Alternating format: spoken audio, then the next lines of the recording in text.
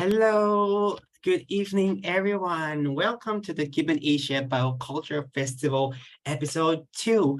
For today, we will go with the theme leisure, with the theme of the music, songs, dances, and arts. So welcome everyone. My name is Kitikun Saksung, or you can call me Bright, from Thailand and also the coordinator of GYBN Thailand. Very excited very much to see everyone again from the last episode of our festival. For the GYBN Asia Biocultural Festival, this is organized with the aim to gather all the young people from all Asian countries to come together and learn and exchange about their culture related to biodiversity, and also some interesting stories that we can inspire each other, and also mobilize some conversation that maybe it could give us a really good motivations or drive to put some agenda towards the biodiversity policy globally, which we will have the big conference at the end of this, around the end of this year on the COP15. So thank you very much, everyone, for joining us today again. This episode, right now, I think there are some of our friends are still joining. If you know some of your friends who might be interested about this biocultural festival, please feel free to share the event and opportunities to them so that we can have more of the insights or perspective or some different cultures that can be exchanged throughout the series of biocultural festival throughout these two months until October. So so for this one is the second episode of the festival, right? We will have the third one on the theme of crafts, cuisine, food, and spices as well. So we'll look forward to be hungry together from all the food that we shared in the next episode.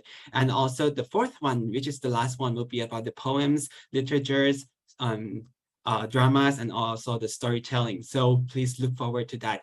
We will also have some of our friends from other region joining us to share some of some of their stories about culture, cultural stories, and also some youth parodies that they have been doing and mobilize among themselves as well. So maybe I'm not sure if I have introduced myself clearly, but maybe I can elaborate more. So my name is Bright. You can call me Bright. I'm the coordinator of the GYBN Thailand and also the GYBN Asia as well. And my personal interest would be on the youth empowerment and also climate and biodiversity. I think I'm like a duck interested in so many things, but hopefully to get to know some of you more throughout this series as well. So for today, we actually have lots of performances, some games, and also some of exciting conversation that we look forward to hearing from all of you throughout this 3 hour of the festival today as well. But for today, since I'm not coming alone, but there are also some of our friends and also partners that is joining us today. I'm not sure if we have Miss Lucille Evan joined with us now. I'm sorry.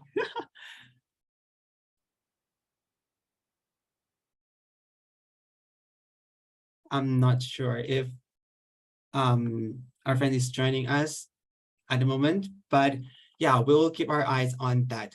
In the meantime, let's while we are waiting for some of our friends joining us more and more, maybe it's time to maybe I would like to invite our friends from the GYBN as well to come and join us to give us some indigenous speech and inspirational message to all of us, as she's also been working and mobilizing GYBN community for quite some time, and she's very inspiring to me as well.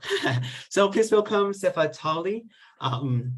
the policy coordinator of the GYBN, to the floor. Hi, Sefa. Yeah. Yeah. Hello. Thank you, Bright, for that introduction.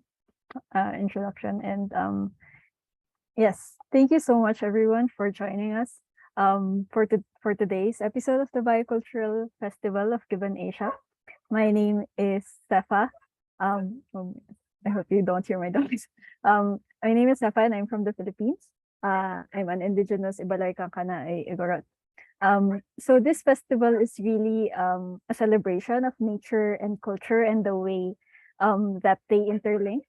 This is a topic that's very important to me as someone who grew up in the mountains of the Cordillera in the Philippines, where the tradition and languages and the way of life of the indigenous peoples who live here are very much shaped by nature.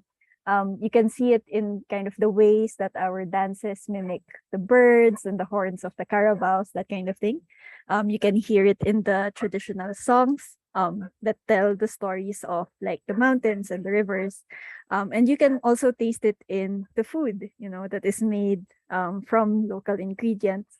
And in many ways, you our traditions also shape nature and have allowed many people to live in harmony with nature through traditional ways of like forest management and harvesting food and caring for the land in general. But really for everyone, not just much connected. And we hope that with this festival, we can shine a light on these connections, as you might see them in different parts of Asia. So we'll look at all of those later. Research has shown that areas in the world that are high in cultural diversity are also very rich in biodiversity, and many of these places are in Asia. But it's important to point out that nature and culture also face common threats. Um, so, for example, with languages, when a certain species is lost in an area, we lose many of the words that we use to refer to that species, and how we use it and how we relate to it, for instance. And with this loss of language, we risk losing the words that are used to pass down important traditional knowledge, which, as we know, is crucial to conserving and sustainably using biodiversity, right? So this, I'm really sorry about the noise. But yeah, this festival is part of a global wave of action to hashtag stop the same. It's a campaign by young people to call for an end to the same ways that got us into the current social and environmental crisis that we're in. So like the same mentalities of putting profit over people and nature, the same corruption, the same bad governance, the same unsustainable ways of production and consumption. We really need to stop the same and really push for what we're calling, system-wide transformative change. Because this is the only way that we can really address the root causes of what we're facing today. So yes, this festival is organized by GYBN Asia, which is the regional chapter of the Global Youth Biodiversity Network, or GYBN, or GYBN. The Global Youth Biodiversity Network is a global network of young people and youth organizations who are collectively working towards a future where we are living in harmony with nature. We also play the role of being the international coordinating platform for youth participation in the UN Convention on Biological Diversity, which is where we aim to gather the voices of youth around the world and make sure that they are heard, and that our voices are taken into account in policymaking spaces. So at the international level, at the regional level, and at the national level. So this year, as Bright mentioned, big things are happening. As the world is preparing to adopt a long-term global framework for biodiversity, right? So our governments are negotiating goals and targets that will define the course of action for the world to address biodiversity loss in the coming decade. And this framework is being called the Post-2020 Global Biodiversity Framework. which will hopefully be adopted later this year. So this bicultural festival is a way that Given Asia, with the Global Youth Biodiversity Network and our partners are joining the call for this framework and for all actors who implement it to really nurture diversity as a way to stop the same, right? So we need to nurture biodiversity, cultural diversity, and also the diversity of voices that are speaking up and acting for Mother Earth, right? So today I'm really excited because this episode will be talking about songs and dances and art as well. Even if not all of us are really like maybe blessed with the talent of song and dance and art, I think all of us um, really rely on it in our day-to-day lives because we can't just all be um, yeah, only facing like logic and science and things like that all the time. Songs and dances and art are really the way that we express our culture, our feelings, and they're also a way that we can inspire change in others and in ourselves, right? So it's not really just fluff to life, but it's really also um, a tool, I suppose, or like a way that we can um, create change in the world, but in whatever field we're in. So yeah, I'm really looking forward to all of the performances, and I'll pass it back to Bright. Thank you so much for joining us today. Thank you very much, Sefa. Yes, it is so true that nature is not really giving us environmental services or any benefits that we take from them, but it also inspires and encourage us to be inspired and be creative and do lots of things. I mean, yeah, many things that you said. It's yeah, really makes sense, and it's keep making biodiversity is more interesting. It's not just something that is far away from us. It's not just biodiversity or biological diversity, but it's more than that, that we can feel and be engaged with through all the resources around us. Thank you very much, Sefa. Yes, I think while we maybe waiting for some of our friends joining more and to see a bit of like who is joining us today, maybe I just skip the step a bit as well. So maybe right now I think it would be good to get to know who are in here joining us today uh from other countries from Asia. How many of we joining us? How many countries have we gathered up today? So maybe I would like to invite Shruti to um to invite everyone to get to know a bit of ourselves and also what are we doing and what's the vibe for this festival in this second episode. Over to Shruti. Thank you, right? Thank you for that introduction and for what I'll be doing next. I'm just going to share a link in the chat. So this is a link to the AHA slides. It's like more of an interactive session. So I'll start sharing my screen and you will see what it is. Yeah, I hope it works. Okay. So you guys can just follow the link and hopefully it should take you to this AHA slide link where as I move the screen, you will have new questions coming up. And this is just like an interaction session to understand where you are from, what are your interests, and to get a general understanding of our participants. So I hope it'll be as fun as I hope it'll be. So if you guys can follow the link, and when I see the participants entering, maybe, and I see the results coming in, I can share the word cloud so you guys can see what the results are and what the information are.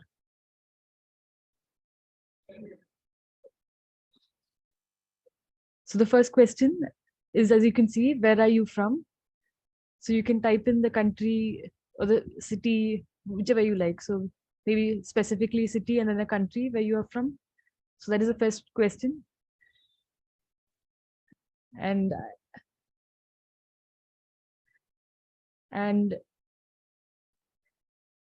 I'm just waiting for you guys to enter the data.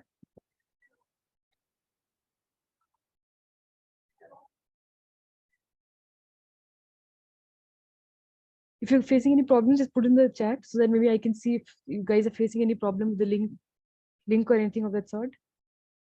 Yeah, okay, then I'm just, yeah. I don't see anybody in the room. So if you guys can start.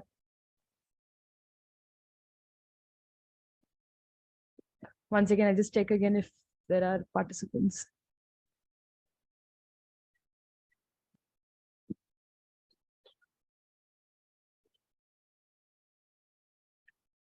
Okay, I'll just share my screen again and then hopefully you guys should.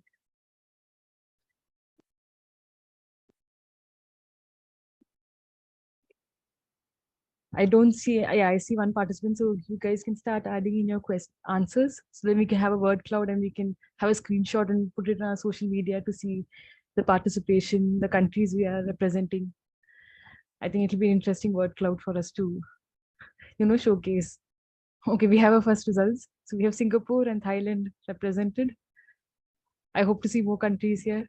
We have the Asia Biocultural Festival. So we have the whole of Asia from north, south, east, and west to be represented here with the participants as well. Maybe I'll give it, yeah, okay, Myanmar, okay, that's a new country. We didn't have any representations from Myanmar the last time. So I think this is a good addition.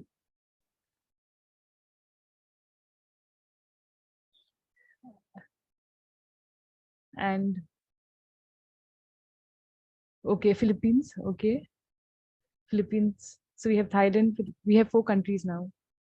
Okay, Thailand is getting bigger. So we have more representation from Thailand coming in. Okay, this says the link is on. I'll just, one second, I'll just check if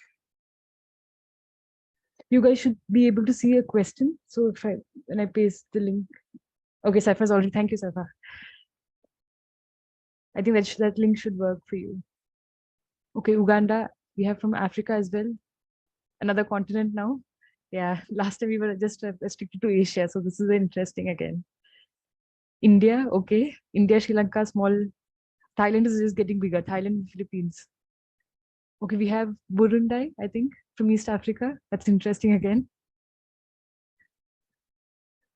Philippines, okay, now Philippines is leading.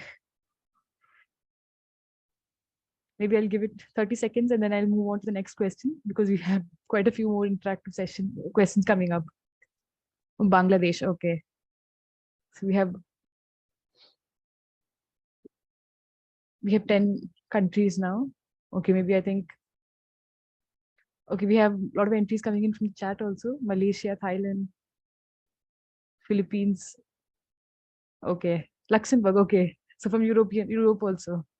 So that's 3 continents now, Asia, Africa, and Europe. Okay, I think I'll go to the next one. You guys can keep answering. And then we have this word cloud that will be stored. So the information is stored and then we can share it again. Okay, so the next, to just get an understanding of where you all lie, what is your age group? So you'll see options coming up and you just have to click the age group that you come up. We have quite a few participants are already in here. Okay, 25 to 35. Okay, still in the youth category then. Okay, we have 35, that's good. We have age representation, so some of our priorities also intergenerational equity here.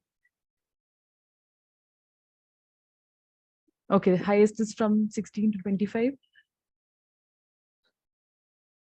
I think we had somewhat similar results during our first session also, so it's good to see this active participation from youth as well. Okay, so 16 to 25 is the leading here. Okay, I think, okay. Yeah, more than half now. Okay, and I think this captures our participants. And then going on to the next one. Again, what do you do? So your background, it can be anything specific you want to put in, any job or any sector that you're working in, or if you're a student, you can put in student at school level or university level. So it's up to you. But we would prefer if you can give us any specific details. It'll be great and interesting for us to, have that information with us. I promise these are just the 3 background questions, and then later we'll ask you more about what you think about Asia and the culture and the music. More interesting questions next. Research, okay. So, okay, sustainability consultant, that's interesting. Finance, okay, so business, NGO. And then that was government worker, okay. Oh, that's very, I hope the session will be interesting to all of you and for you all to have a common understanding of our Asian culture and the similarities that we all share. Okay, somebody is doing a fellowship. Okay, you have a postgraduate research student here. Architect, okay. Data analyst, wow, okay. Okay, somebody's practicing teaching here. Okay, we have somebody from Global Diversity Network. That's interesting. Nice. I like the cloud that we're getting here. A lot of different people from different backgrounds all together this one place for this next 3 hours. I think that's pretty amazing. Conservation funding, okay. Wow. Okay, so I'll go on to the next. Okay, now these are some fun questions. Now you tell us what is your favorite traditional music or dance or arts that you have seen in Asia. So it can be from your country or something that you have, that you're interested in when you saw or visited another country in Asia. Can be anything that you like. So a few examples here. So if you have, I'm not going to butcher the names here because I'm not very familiar. So we have few cultures represented here from Vietnam and Sri Lanka and Bali. So these are few examples that you can put in through the AHA slides. And then we'll wait for the results.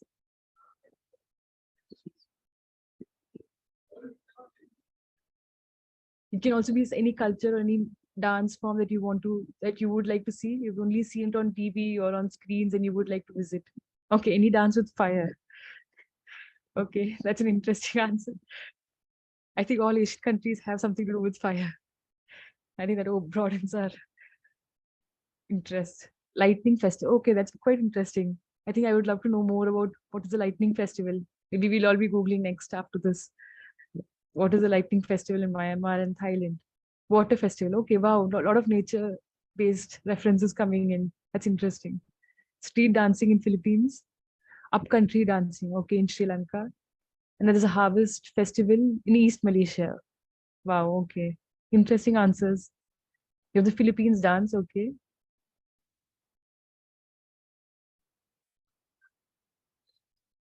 Okay, another Loy Krathong from Thailand.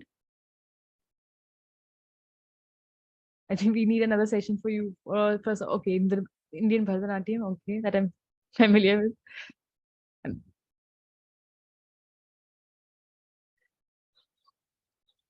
Oh, lots of Thai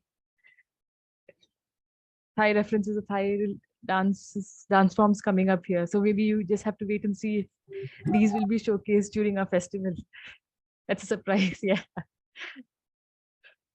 What tinikling dance? Okay, from Philip. Okay, with bamboos, a dance with bamboos. Okay, there's somebody who's put a picture as well. The Thai dance. Wow. Okay, so then we have a lot of references from Thai. You guys should wait and see if these are shown during the festivals. Maybe something interesting to look out for. We have an African participant. We have from Africa music and all. Okay, all music from Chand. Okay. Okay, thank you guys. You keep sending us your answers, but because we don't want to be short of time, I'm just going on to the next one here. So what is your favorite biodiversity related song? That is the next one. So anything that is inspired from nature or inspired from biodiversity, or that literally speaks about the beauty of biodiversity, anything that comes to mind.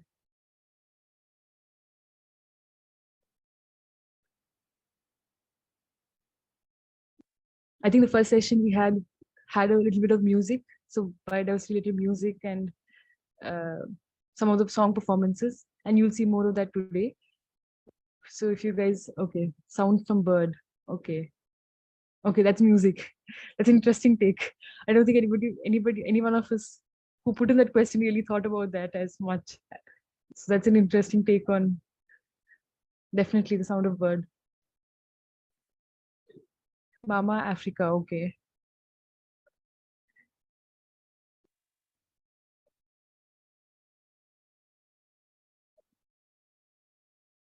Okay.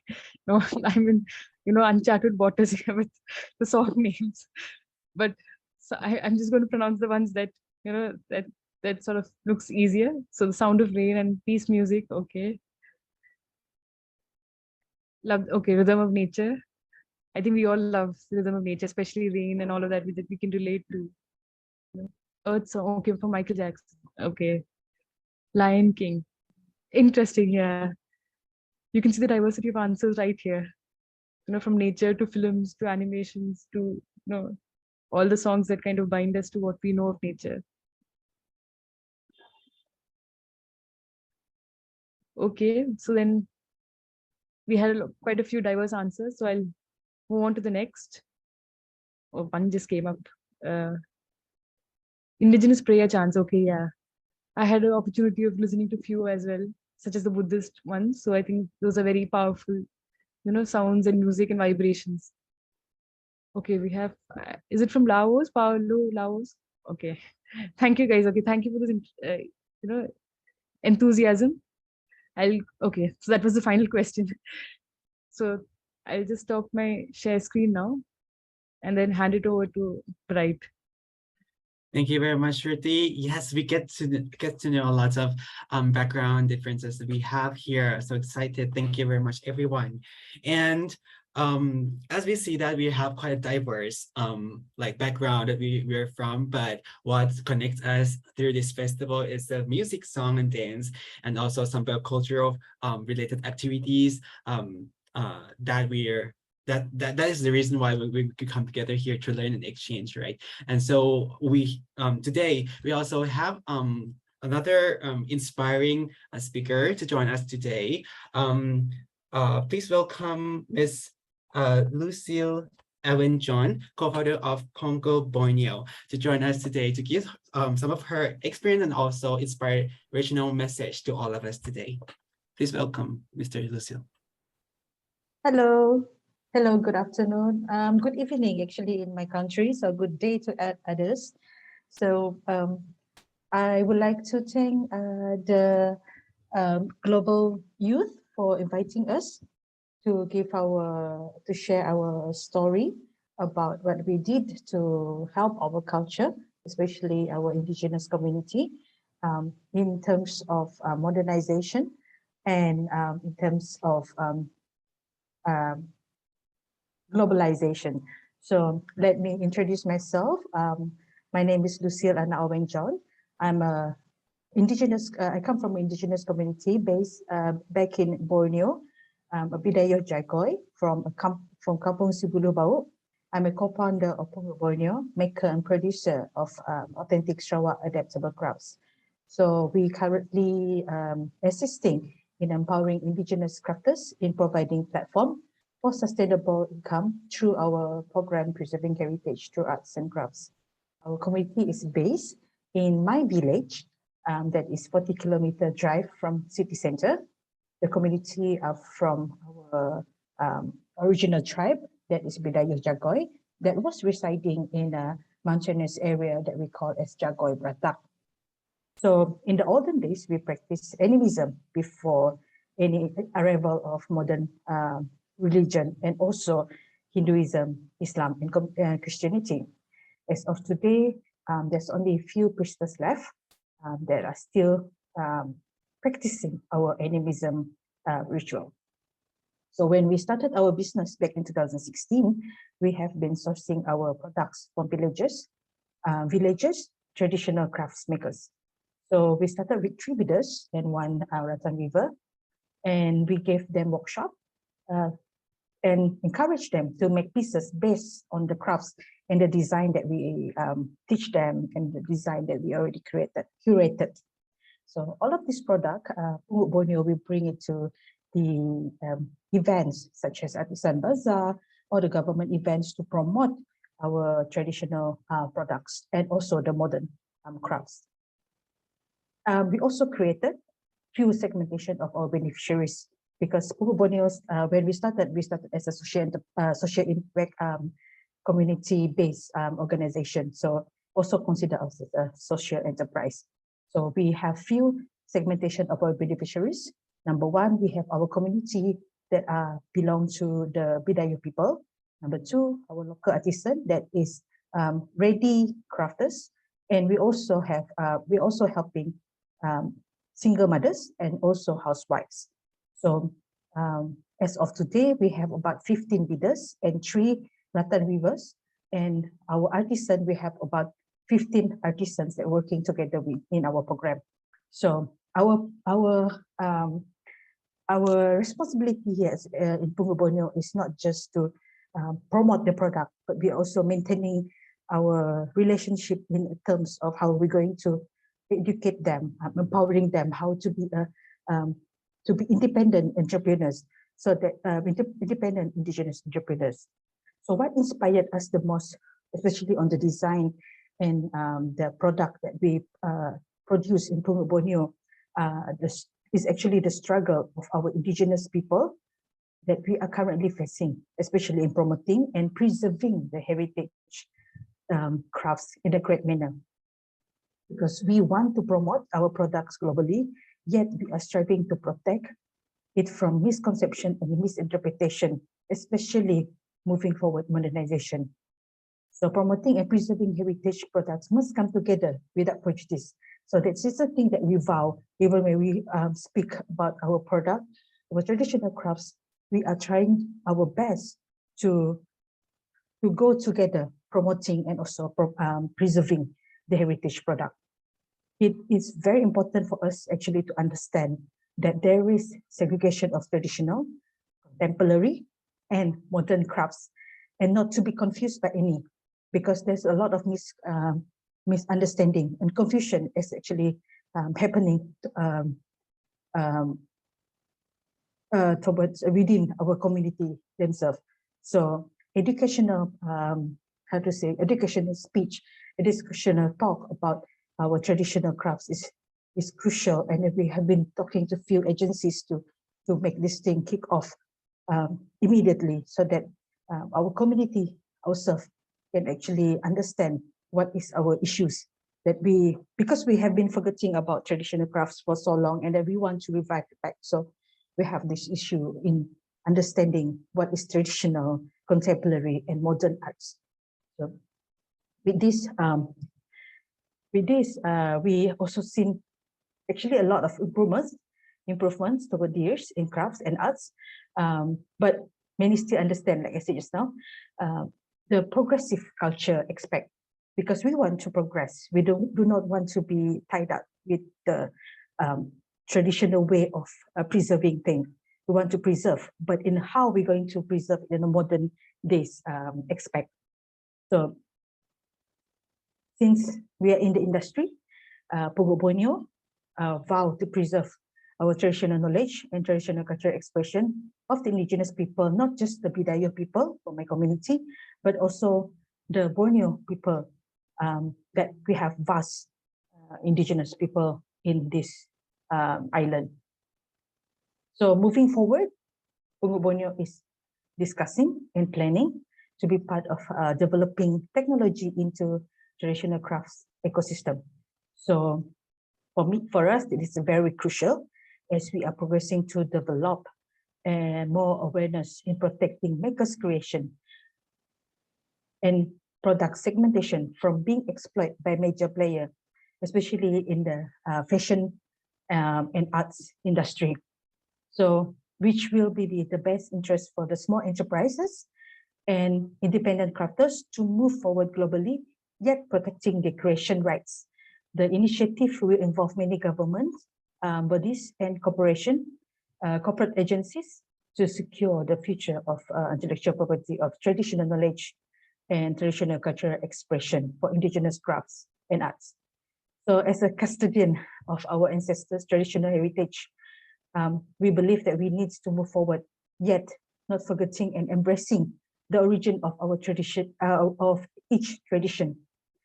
As we believe this year, and as we believe that this is our responsibility as the custodian of our traditional heritage.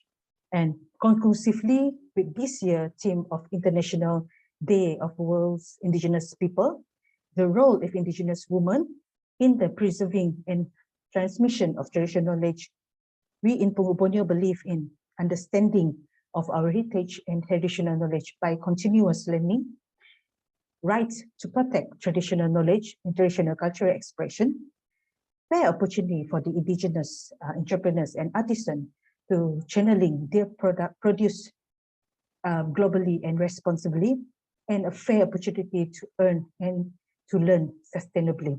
So that's all from me. Thank you very much. Bright. Back to you. Thank you very much, Ms. Lucille. Your work is really a great example of how the resources and also the indigenous community can actually inspire and to make something out of the resources, like the craft work, and also it relates to a lots of like work related to the rights and also collaborations with many like stakeholders, right? Yes. Thank you very much. If anyone here have any questions or want to learn more about Yes. Ms. Lucille's work, please feel free to type in the chat, and Ms. Lucille, please feel free to share any resources as inspiration for all of us here as well. You can go to our Instagram and Facebook. I'm writing it down at the chat. You can find Pungu Borneo page. So you can follow us. Our emails, our phone numbers is all there. We check our email regularly, so we reply. So if there's anything that we can assist, because what we really love in Pungu Borneo, what we really love to do in Pungu Borneo is to inspire many indigenous people to work together, because this is not a one person's job, it's everyone's job too. So the whole world listen to our voice in order for us to how to say move forward and to uphold our traditional and traditional heritage especially. So let me copy and paste again, because I believe I send it directly to Bright. So I'm going to send to everyone. Here you are. Thank you. Thank you very much, Miss Lucille. Yes. Thank you very much, Bright. Look forward to learn more from you as well. So everyone, please check out. Much. And also, if you can stay with us for a few more minutes, we will also take the group photo as well after this. Thank you very much, Miss Lucille. But up next, we also have another speaker from Africa. She is Miss Natukunda Irene from GYBN Africa. And she's based in Uganda as well, right? So please join us in and introduce yourself and share some of your story and inspirational message to all of us. Over to Irene. Thank you so much, Bright. I'm really glad to see you again, and everyone for being on this call. Thank you so much for hosting me as well. So I'm Irene Natukunda Kananura from GYBN, Uganda. Uganda is in Africa, for those who don't know where it is. A small country, landlocked country in Africa. And for those of you who have never been to Africa, it is known for being so rich in biodiversity, with an estimate of around 50 to 73,000 plant species, around 1,100 mammals, including primates and maybe under 200, around 2,500 bird species, and maybe 3,000 to 500 fresh water fish species and all that. And this all has contributed to the economy of these countries, but it is being degraded. The fact that Africa is the most the continent with the biggest and fast growing rate of population. So the need for agricultural expansion, industrial development, and all that has put is a big threat to the biodiversity. So we are starting to lose part of it, and some of the wildlife species are going to extinction. So Africa has, when we are talking about music, maybe, and culture, for example, from my country, Uganda, we have a kingdom called the Uganda Kingdom. And it is made up of around 10 clans. And each of these clans has an idol of a wildlife, at least animal, one of those. So these people had a diversity of wildlife in those past days, but when they realized that it was reducing in populations and numbers, they decided to conserve them in a way that was a little bit, it took us time to understand. They decided to come up with like each clan being forbidden from eating meat and products of a certain species of wildlife. For example, a clan of the Mpologoma, meaning lion, no one is allowed to associate with anyone who is eating or poaching lions. In that way, they have been able to conserve lions. And maybe also monkeys. People had started eating some of them, and a tribe came out to say, like, you know what, we are going to lose all these monkeys. So we shall not associate with anyone who is going to feed on monkeys. In that way, they are protecting the monkey from extinction. You understand that? And then when it comes to music, music has inspired biodiversity, and biodiversity has inspired music, vice versa. I have a song that I shared with Bright. If you don't mind, you could play a little part of it to show what I'm trying to talk about. Thank you.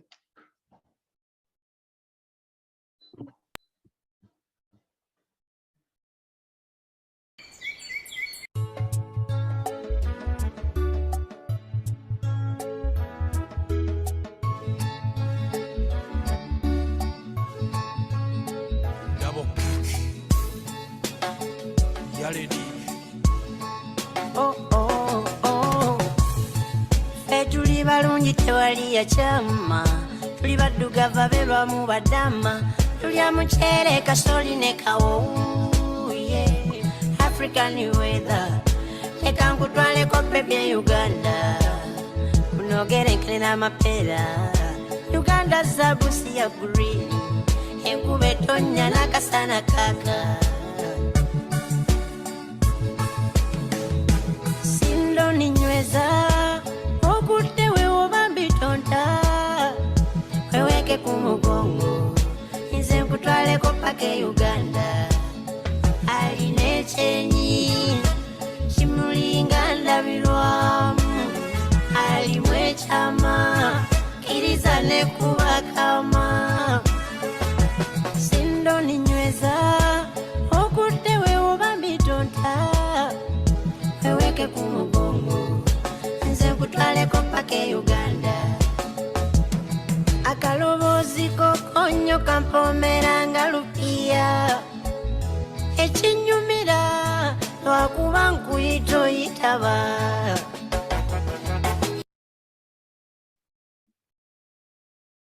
Thank you so much, Bright. That is part of it.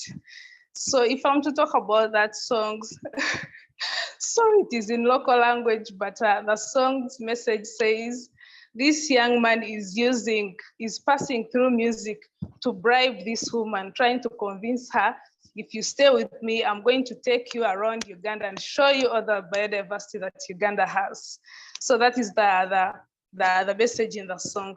What I'm trying to say is that biodiversity inspires music. This is one young person who had never released a song. You know, upcoming artists usually have a struggle in gaining fame and being known by people. But the fact that he passed the message through wildlife, his song has been able to to be played everywhere has got very many views of around 3 million in just six months of the release of that song. So biodiversity inspires music. And in another way, if I talk about the other side of music inspiring biodiversity, people are going to music is a communication tool to promote biodiversity conservation. Most organizations are using famous musicians as goodwill ambassadors to sing about tree planting, to sing about wildlife, to sing about tourism, to attract people to come and visit countries. And that helps to build the economy. And in the way of singing, we are also trying to express how much we feel for nature and how we can be able to live in harmony with nature. So thank you, Bright, for playing that song. Then if I'm to talk about culture again, in Uganda, like I told you, there is a kingdom called Uganda. And this king, long ago, they wouldn't be crowned king unless they were told unless you came up with a head of a certain animal, specifically the leopard. It is very hard to catch. And there is a saying that that goes, whoever caught leopard had to chase it, you know? That is a way they are using biodiversity, specifically wildlife, to educate the coming generation. We never got a chance of seeing some of the wildlife. And some cultures have certain trees that they use to protect their ancestors. They build shrines under these trees. If there are some indigenous people here would support me with that, because they believe that their ancestors loved those trees because they were big and they used it to provide shelter. Or these trees would host community meetings in villages. Of course, they could not afford tents by those days, and they would find this big tree in a community, and under it, that's where they would gather for those meetings, storytelling, evenings, and all those gatherings. So biodiversity is really important in music and in culture, and the fact that right now it is getting extinct, that's why everyone is coming out to call for action on biodiversity conservation. And on behalf of Africa, GYBN Africa, we are specifically, if I'm to give a little brief on our priorities regarding the post-2020 Global Biodiversity Framework, we are pushing for youth inclusion in planning and implementation of the post-2020 Global Biodiversity Framework. We are also working on building partnerships with our governments, with other stakeholders from the private sector, from civil society organizations, to make sure that they include youth, they consider youth actions, they can be able to support, finance youth innovations. Young people are really flexible. They want to do a lot of work, but they lack support. They lack mentorship. So we realize there's a gap between our leaders. For example, government. It is really hard for a country, if I'm talk about my own country, they usually call us to talk. They will host you to talk on a panel discussion, but they will never include you during planning and implementation of environmental related projects, which isn't right. Young people need to be included right from the beginning, from the planning phase, up to the implementation phase, because we really are flexible and we are capable of doing a lot of work, achieving a lot of work together. Then we are also pushing for resource mobilization. Locally, our countries, our governments are really not funding biodiversity conservation. It is not something that they are prioritizing. But with the combined efforts of young people, we know we can push for that. when we talk to our leaders from the community, local level, up to the government, the high level, roundtable discussions, we need finance for biodiversity action. And we also want to support women and indigenous rights to be a priority, because women are not entitled to most of the things. When in Uganda culture, some cultures do not allow women to participate in planning meetings. They are always considered to be, I don't know, their messages are not considered serious. Or sometimes they don't have ownership to the resources that would help them conserve biodiversity. Women do not own land. Most of the times it is owned by a man.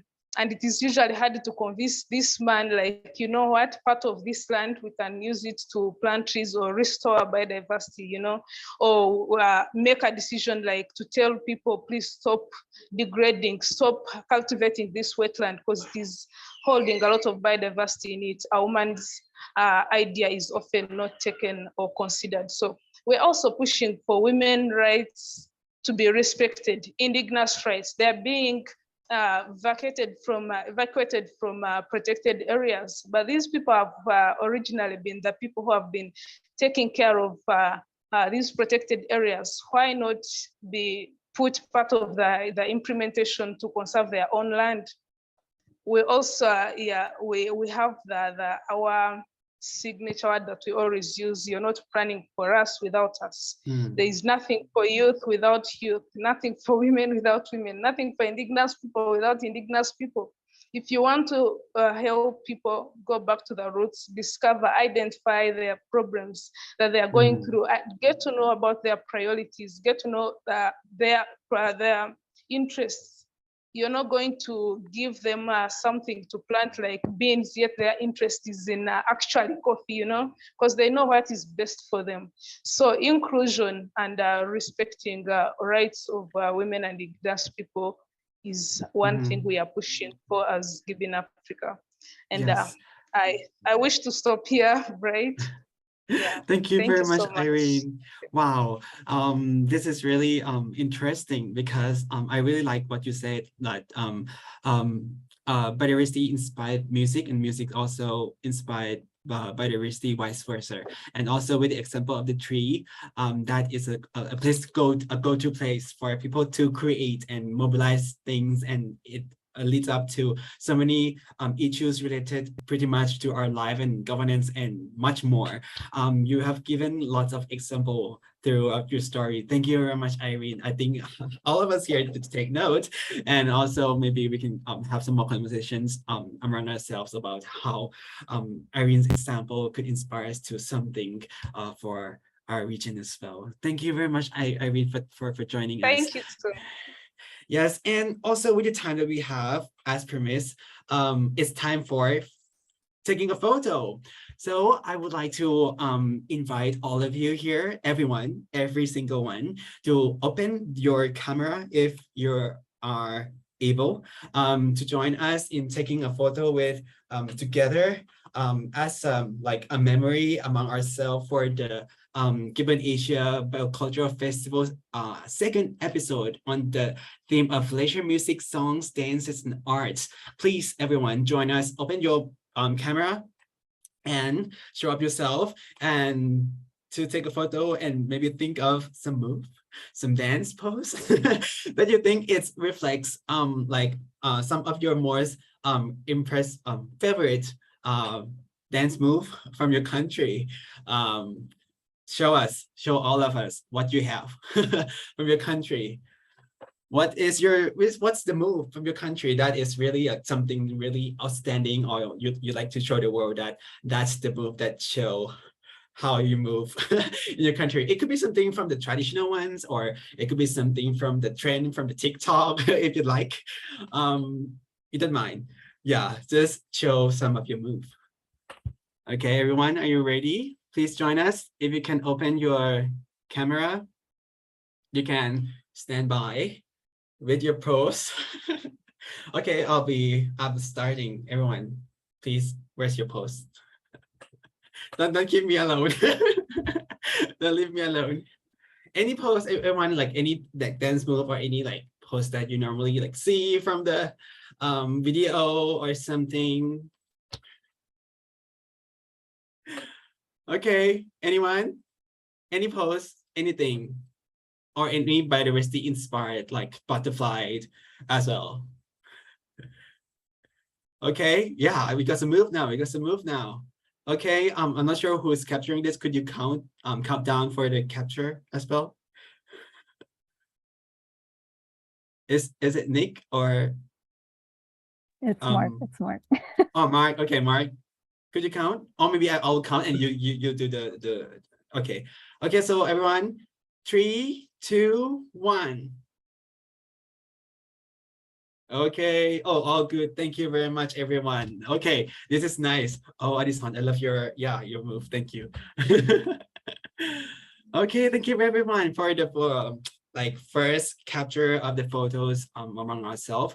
So up next, I think it's time to maybe get to know a little bit of the GYBN Asia youth priorities, because throughout this festival, we also try to promote the priorities that youth have been talking about through all types of cultures that we have. And because today we will also have performances, either dance, song, and music.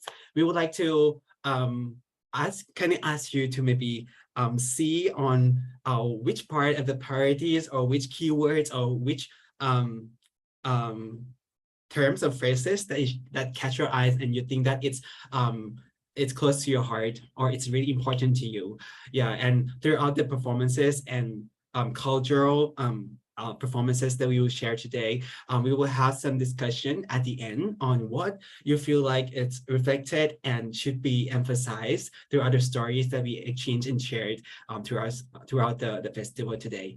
So let's see the video of the GYBN Asia Youth Parodies.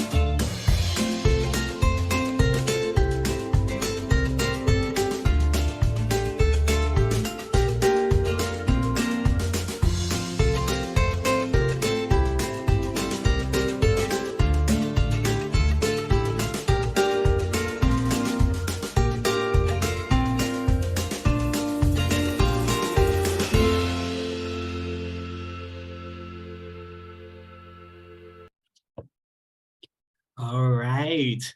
Hope you can catch all those priorities that we shared with you. For your information, the Gibbon Asia Youth Priorities has been collected throughout through the consultations that Gibbon chapters in Asian countries has been collected with the youth in their countries, and it's all collected and shared and discussed to finalize the common or overlapped interests that we all in the Gibbon Asian youth chapter see that it should be something that we should push forward together. So feel free to shout out which priorities is important to you and close to your heart in the chat, either on a Zoom or in the Telegram chat as we shared in the chat as well. So without further ado, since you already see the priorities, I think it's time for us to move to embrace and welcome the first performance for today. This first performance come from Sri Lanka, and I think I will invite the presenter from the Sri Lanka themselves to join on the floor to introduce herself and also the performance that they will present today. Please welcome Sri Lanka.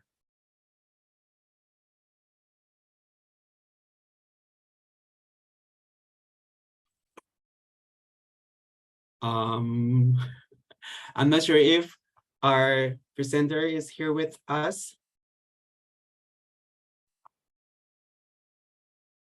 Or, I mean, our friends from Senegal, some of them have quite difficult situations with the internet or connection. So please bear with all of us a bit. We'll wait a bit for 2 seconds, but if not, I will take this opportunity to maybe read out the descriptions from our friends who have prepared some description for Sri Lankan's performance for today. Okay, so this performance from Sri Lanka, it's called, it's created by Dulanga Wijasekara, a student from Wayamba University in Sri Lanka, using traditional Kandyan dancing styles with a touch of low country dancing styles, which are the traditional dances of Sri Lanka. The song Shruti Sri Lanka is a musical concept and direction by Bhatia and Satuj, and is a song created as a collective effort of many other artists. This song is about taking Sri Lanka for its natural beauty and the natural wonders of the country. Yes, so this sounds exciting already, so let's see.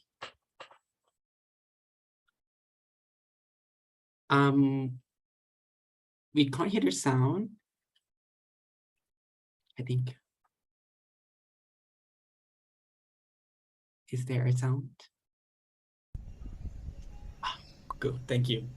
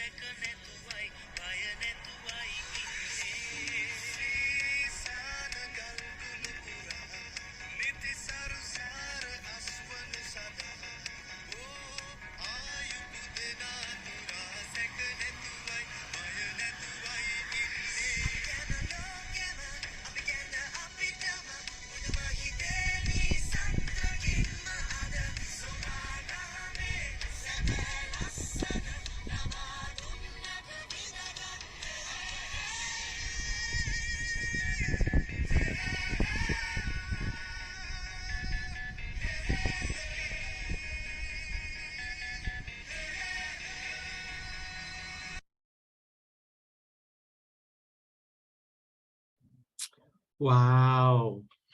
Wow, everyone, please give an applause to Dulanga through either emojis or anything. Throw them in for Dulanga. Thank you very much. Wow. Yes, right. I see from her description that this dance also practiced today in the Central Highlands regions of Sri Lanka, known as Udarata as well. Wow. So if you have a chance to visit Sri Lanka someday, maybe you can it could be something that you can look for as a dance, or maybe join your friends, or maybe join Dulanga to dance on this one there as well. Thank you very much, Dulanga. If you feel like dancing along with her, feel free to show some interest or anything as well. Yes, so that's for the first one for the performance. So up next, it will be the performance from the Philippines, which will be presented by Jackie Sindak. Please welcome Jackie. Good evening po. Hi, Jackie. Yes, we hear you. Can you open the mic, please? So, Saranggola ni Pepe is a Filipino classic song. And Saranggola means kite in English. And the name Pepe refers to Dr. Jose Rizal, the national hero of the Philippines. The song depicts the Philippines' history. And the first stanza of its lyrics pertains to the Spanish regime in the Philippines. So the lyrics talk about their really influence in our country. And during the Spanish regime, Filipinos were able to embrace the Catholic religion. And the second stanza, on the other hand, depicts the situation of the Philippines during the invasion of the American regime. And the lyrics tell us about how the American invaders forced Filipinos to adapt their culture and speak their language. And finally, the last stanza pertains to the situation of the Philippines during martial law, where a lot of people experienced persecutions. However, the last lines of the song reminds the Filipinos that despite all the oppressions, there is hope. And there's a light at the end of the tunnel that will free the country from the oppression. So just like how far and peaceful the flight of Pepe's kite is, Filipinos can fly above the sky and get the freedom they deserve. So that's the meaning of the song Saranggola ni Pepe. Thank you.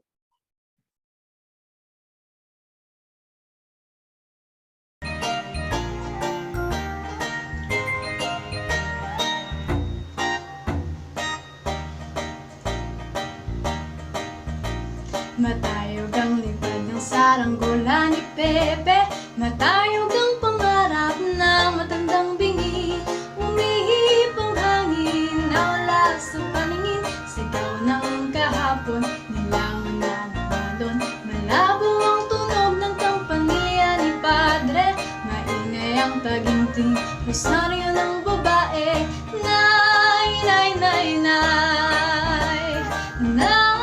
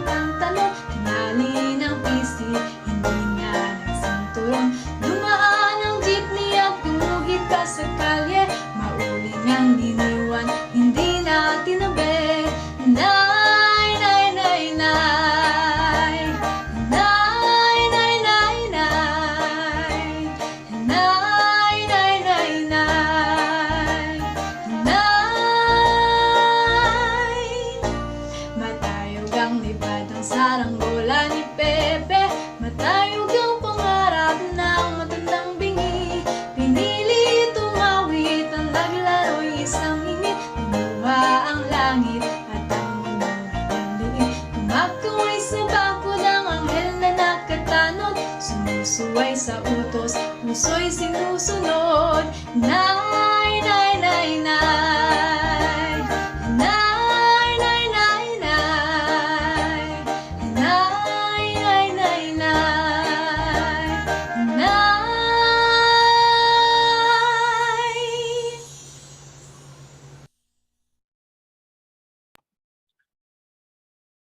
Wow, Jackie. That's what a voice. Wow. When is your next album, please? Let us know, please. Thank you. Yes, I want more too, Jackie. Oh, that's really I feel so encouraging and feel like I want to sing along as well. I don't know what's the meaning of the lyrics. If you want to describe more, we have a bit of time if you want. Yeah, but thank you very much, Jackie. I think we would really look forward to hear more about Thank you po. just your song, or if you have any channels that you create for sharing your beautiful voice, please feel free to share your channel with us in the chat as well. Thank you, Jackie. Wow. Okay, I got lots of energy now. Thank you. And up next, we have. Oh, okay. We have the performance from Lebanon. Please welcome Lebanon to the floor. Do we have the presenter from Lebanon with us today? Hello, hi. Hello. It's George from Lebanon. Oh, hi, George. Welcome. Yeah, please take the floor. Introduce yourself and your Okay. performance. Okay, so my name is George from Lebanon. I'm majoring actually in geology. And because I love arts, architecture, archaeology, and history, today I'll be presenting small presentations concerning the Lebanese traditional architecture and the Lebanese, and I will talk a little bit about the Lebanese writers, the most famous writers.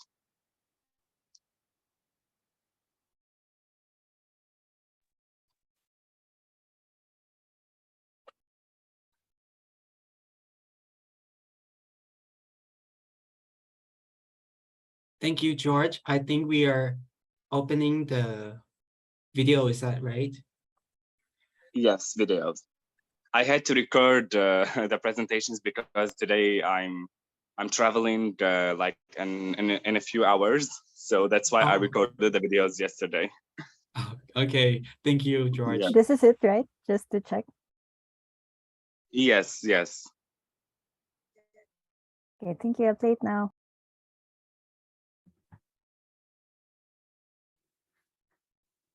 Lebanese traditional architecture.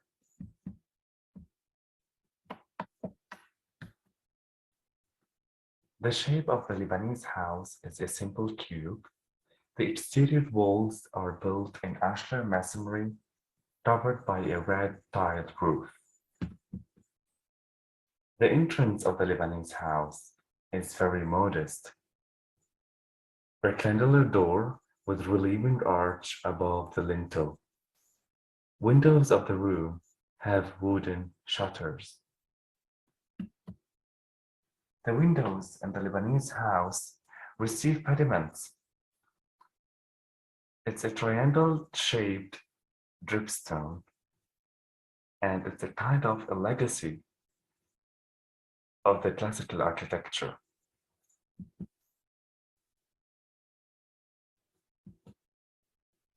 The triple arch, this is the triple arch. It's a landmark of the Lebanese traditional architecture. The triple arch combines window, door, arcade with multicolored glass, and a balcony with a wrought iron railing in front. The balcony rests upon stone corbels. These are the stone corbels, and they are widely used in the Lebanese architecture. The Lebanese architecture is influenced from the West. As we can see here, These pointed arches are very close to Gothic models.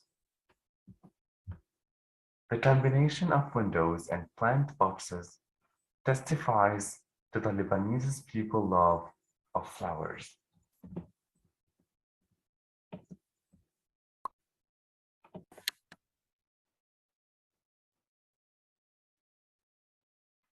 Lebanese art, literature.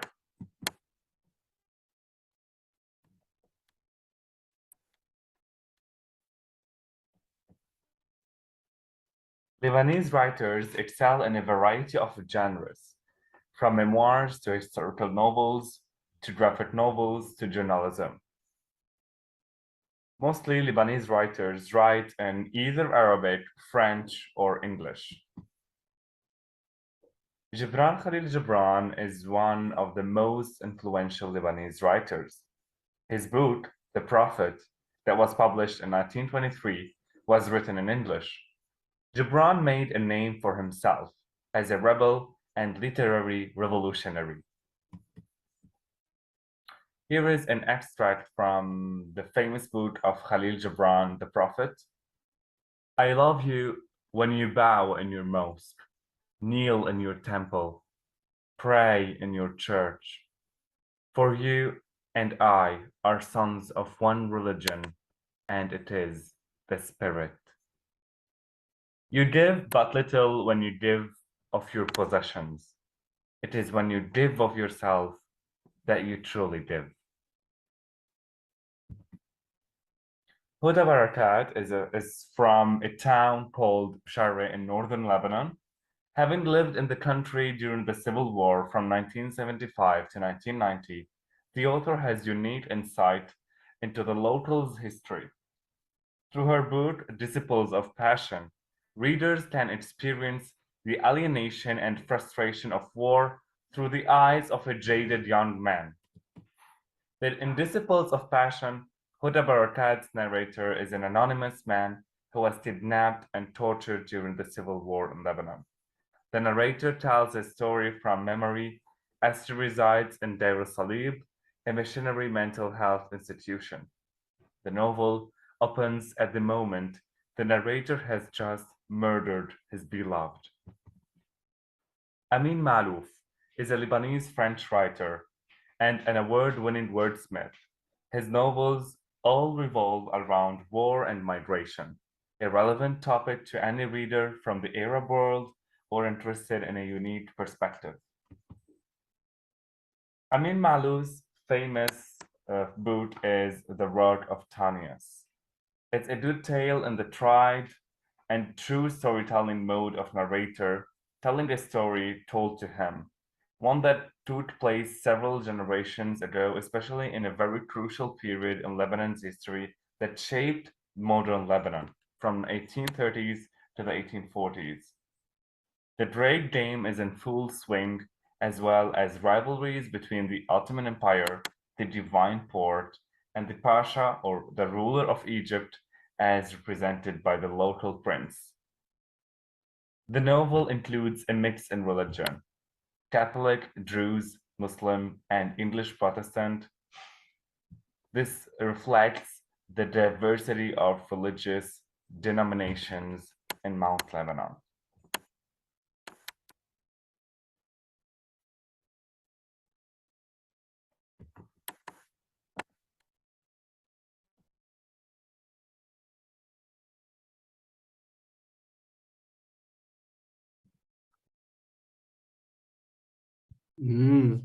Wow, thank you, George. That's really interesting because you have shown both the architecture and the literature side of arts, right? Um, I think for the architecture, could you maybe, because I think, I mean, personally, for me, the Lebanese architecture is quite different from the other, like most of the other ASEAN countries, right? Do you have any like any thoughts or any observation you think why like the inspiration of the architecture from around your region is a bit like different or maybe correlated to some of the other countries in Asia? Yep. So Lebanon is located on the Mediterranean in West Asia, on the Mediterranean coast, and it was influenced by several civilizations from the Western civilizations, especially the Crusaders, who invaded the region several times between the 12th and the 15th century. So we can also see some motifs that are influenced from the Western architecture. And I mentioned that in the presentation. We have sometimes some traits from the Gothic architecture in Europe, medieval Europe, and also we have some traits of the Islamic architecture, because we are located in north of Arabia, in the Levant. So this is what makes our architecture very special. Actually, today I just spoke about the secular architecture, the Lebanese houses. We have also the religious architecture, which is also influenced by several civilizations from the West and the East. Yeah, I see. Yeah. Wow. So maybe we could have like a session to learn more about the architecture Yes. that is quite like related to others, right? Look forward to that, Yes. George. Yeah. Yeah. Yes. Thank And you. also, yes, and also the literature as well. I mean, actually, we have the fourth episode that will be related, like, dive deeply on the like drama and things like this. But as you shared, it's mostly inspired from like what sort of story? I'm not quite familiar with the story. It's mostly from the like situation happening during the like, I'm not sure. Was it a wartime or was it like something related to nature? Like, Which novel? Sorry, I missed out. Which novel are you asking me about? The Disciples Action? yeah, either of them. Okay, so in Lebanon, we have to know that the first country that has a constitution in West Asia was Lebanon back in 1926. So basically, Lebanon enjoyed like it was like an oasis of freedom in West Asia since several decades ago. So this is why literature and journalism flourished in Lebanon. And the war in Lebanon, the civil war, it did really affect the population, and this is what inspired the writers to always talk about it. I don't know if you know, guys, that Lebanon is the country that has the most books written about it in the world, because Beirut was like an alpha city in the region, okay, and the war-torn country really that destroyed this flourished city. So that's why we always see like writers in Lebanon are very affected by this very dark period in Lebanon's history, and the scars of this period are still seen in Lebanon, sadly. Oh, I see. Yeah, that's why. Oh, yeah, there's lots of like different reason behind like each novel. I think we can learn more about like different Yes. like writers and authors as well. Thank you very much, George, for sharing this. It's both on architecture and also the literature as well. Very interesting. If you have Yeah. some more of the stories related or maybe any links related to Yes. like this side of culture from Lebanon, feel free to share the link with us as well. Deal. Thank you so much. Thank you, George. And although we have gone through all the three performances, but as I see in the chat that actually maybe Jackie has one more song they can share with us, right? Because we still have a bit of time. So maybe shall we welcome Jackie back to the stage again? Another song. Do we have it? Yes, Bright, we have it. Perhaps Jackie can also share what's the meaning of the next song. Yes, please. Jackie, please come to the floor. She also forgot to introduce herself on the first time, so perhaps this time she can introduce herself as well. Yes, please, Jackie. Are you online, Jackie? I think we lost her. Oh, yeah, maybe. I But do we can have, yeah? let me know, Bright, if I should play the song or we come back to it. Yeah, if we have the song, yeah, let's play it again. Or if either you or Mark know the meaning, maybe you can share that as well.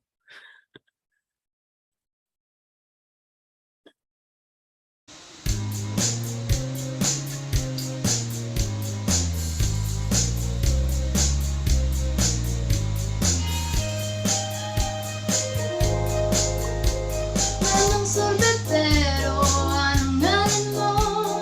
Kailan mong ice cream, gustong gusto ko. Init ng buhay, pinapauwi mo. Sama ng loob, nalilimutan ko. Manong sorbetero, tayo'y sumayaw. Kalimbang mong hawak, muling ikaw ay batang buntis, ngayon'y naghihintay. Bigyang ligaya ngayong pagganaw. Mas lalong ulap sa himpapawid. Korteng sumbete sa pisngi ng langit. Magkanong dalagay na nanaginip. Mayroong sikretong nasa sa isip. Mga sorbetero, tayo sumayaw. Kalimbang mong hawak, muling ikaw ay batang buntis, ngayon'y naghihintay. Bigyang ligaya ngayong pagganaw. Mainit ang labi, nagbabagang mata. Sunog na pag-ibig, parang nawawala. Namang sorbetero, o nasaan ka? Init ng buhay, pauwiin mo na. Namang sorbetero, tayo'y sumayaw. Kalimbang mong hawak, muling ikaw ay batang buntis, ngayon'y naghihintay. Bigyang ligaya ngayong pagganaw. La la la la la la la la la la la la la la la la la. La la la la la la la la la. La la la la la la la la. Manong sorbetero, tayo'y sumayaw. Kalimbang mong hawak, muling ikaw ay batang buntis, ngayon'y naghihintay. Bigyang ligaya ngayong pagganaw. La la la la la la la la la. La la la la la la la la la. La la la la la la la la la la. La la la la la la la la.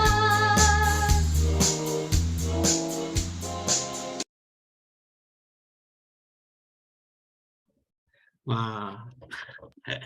Oh, Jackie. Yes, that's so nice. Because I'm not sure about the meaning of the song. I'm not sure if there are any Filipinos here that would like to maybe share some of the meanings of the song to the to us here. I guess while we are waiting for her to come in, the song is about a person selling ice cream on the street, which brings joy to people, because in the Philippines, dirty ice cream is one of kind of like a dessert for everyone, and every time it kind of like when you're down you get some ice cream, when you're sad you get an ice cream.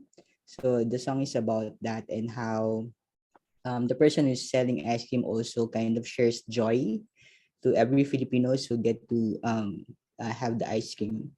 And in terms of looking into biodiversity, there are many flavors of ice cream in the Philippines from local fruits.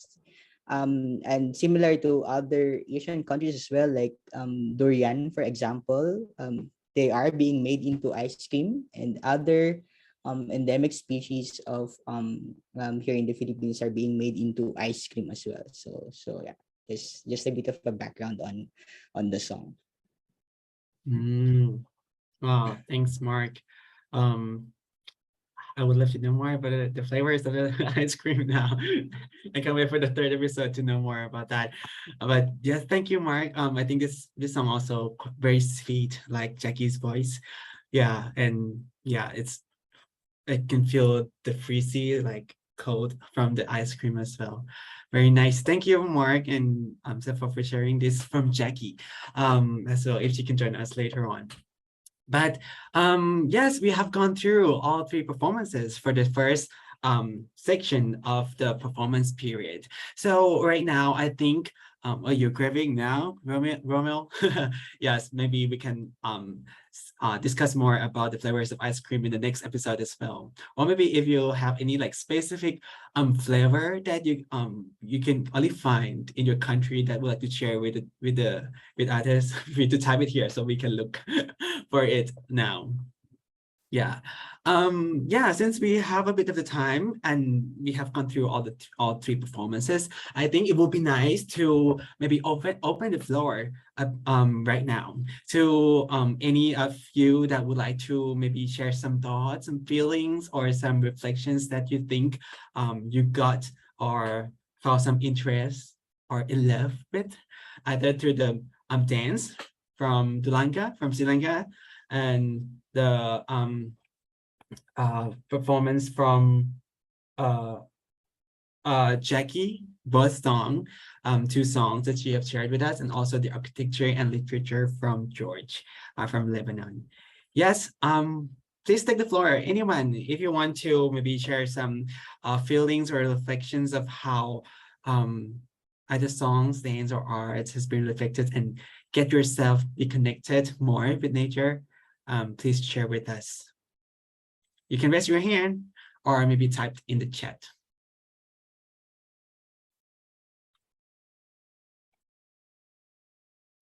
Anyone? Anyone? Or if you think that maybe some of the stories that you've heard or so or seen, you think that it might be related to some of the youth priorities that we shared at the first place before we begin with the performance session?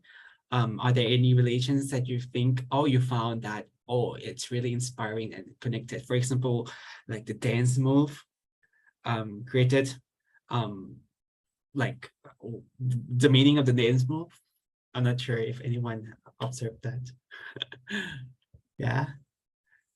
Maybe I can share mine first if like, while waiting for anyone else. We have like 3 minutes now. So for me, for the dance, like from the move that we saw from Dulanga, with the move like that, I think most of the dance move come from like move to the nature, right? I don't know like the true meaning of it, but to me it feels like it like mimic the move of the tree when it got blown by the wind. Yeah, and it looks really like flowing and yeah, nice and flow, and it gives a bit of feeling of the chill. Yeah, I mean, I'm quite a dancer myself, but so I'm into it. But anyway, yeah. So anyone, yeah, would like to share anything that you think it's you have observed and you think it's quite interesting to share with everyone.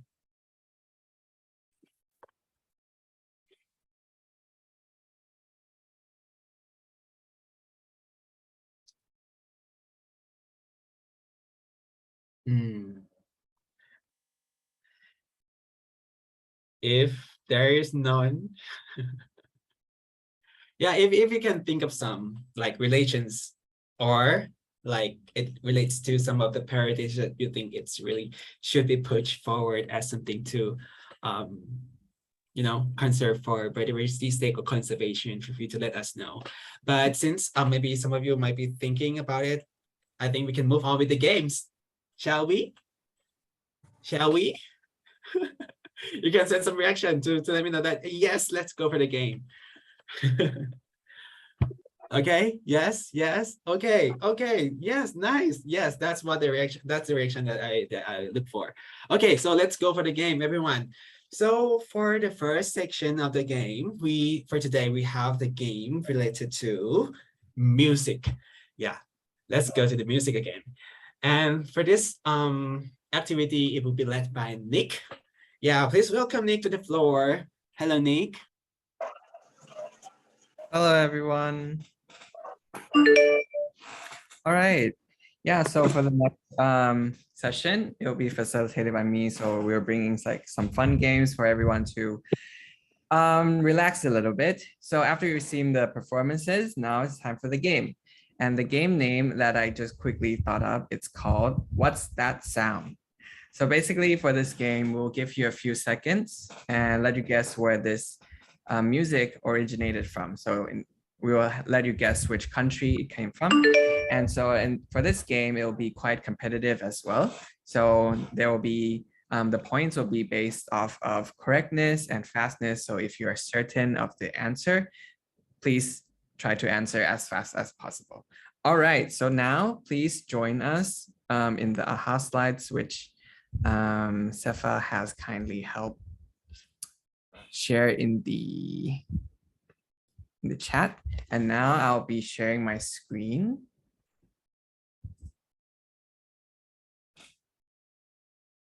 Oops, give me 1 minute.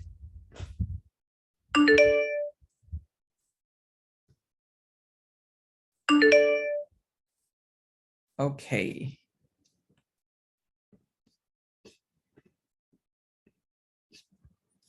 All right, so for the first one, let's have a quick warm up. Yeah, so let me see how I can play the music.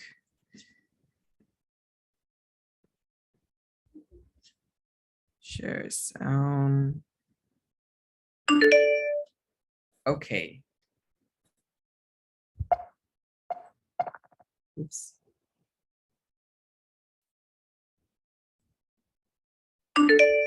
Give me a second to fix my screen. Okay. All right, has everyone managed to join the AHA slides? If so, I will begin.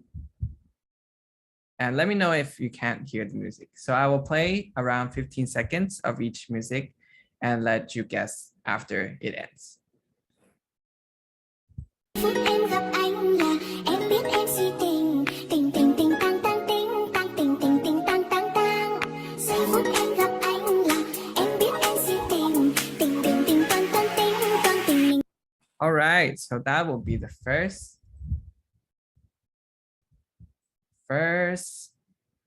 music question. So where did you think that music came from?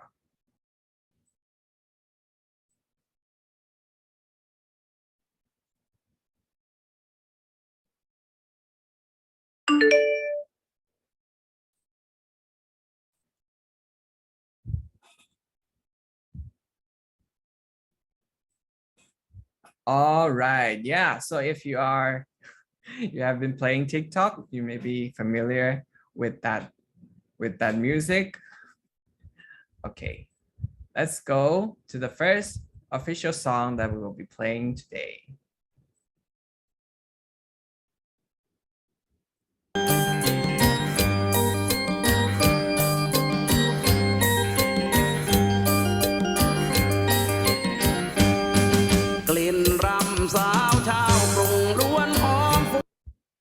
Okay, so are you guys ready to take a guess? Oop.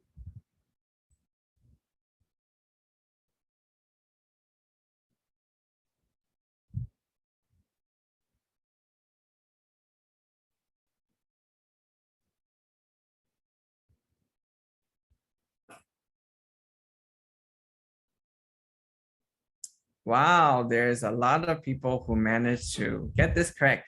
Yeah, so to share a little bit more, this is a song, like a traditional Thai song that is using like some traditional instruments and just kind of telling the farmers' feelings of how they are as a farmer.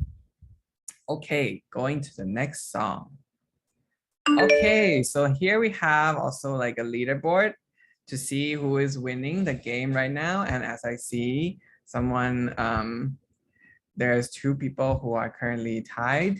Let's try to see if people can beat and be on the leaderboard. All right, so for the second song.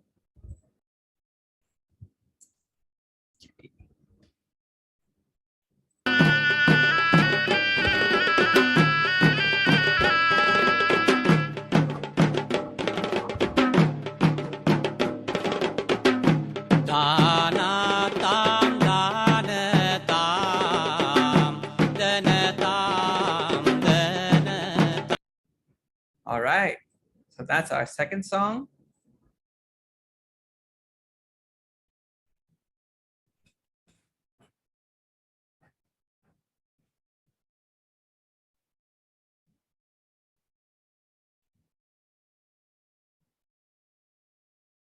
Let's see the answer. Oh, yeah, this one is a little bit tricky because, you know, all these countries are from similar regions, so they might have similar sound and music as well. So this is actually a music from Sri Lanka. This is about a lot of 100 drummers playing to kind of celebrate a traditional dance that is related to elephant, which also relates to the video earlier that Sri Lanka helped share. All right, so let's move on. Wow, Sachitni is really doing really well. All right, okay. Now for the third song.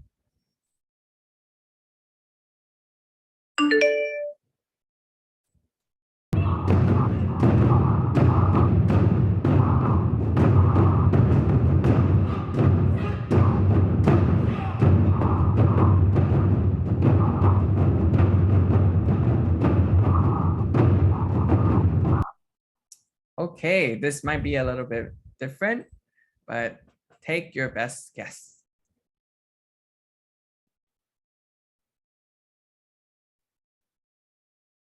Oh, I see a lot of people taking more time with this one. All right, what's the answer? Oh, yeah, so this one is actually a traditional drum called taiko from Japan, and this song is about like the fertility of the sea. And so this drum represents like quite a traditional instrument for Japan, where they have served multiple functions throughout the history, so including like use in battlefields, ceremonies, festivals, and now in theoretical arts performances. And in the end, I will share the video of the music as well, so that if you enjoy the music, you can and you can see the full version of the music as well. All right, now for the last song.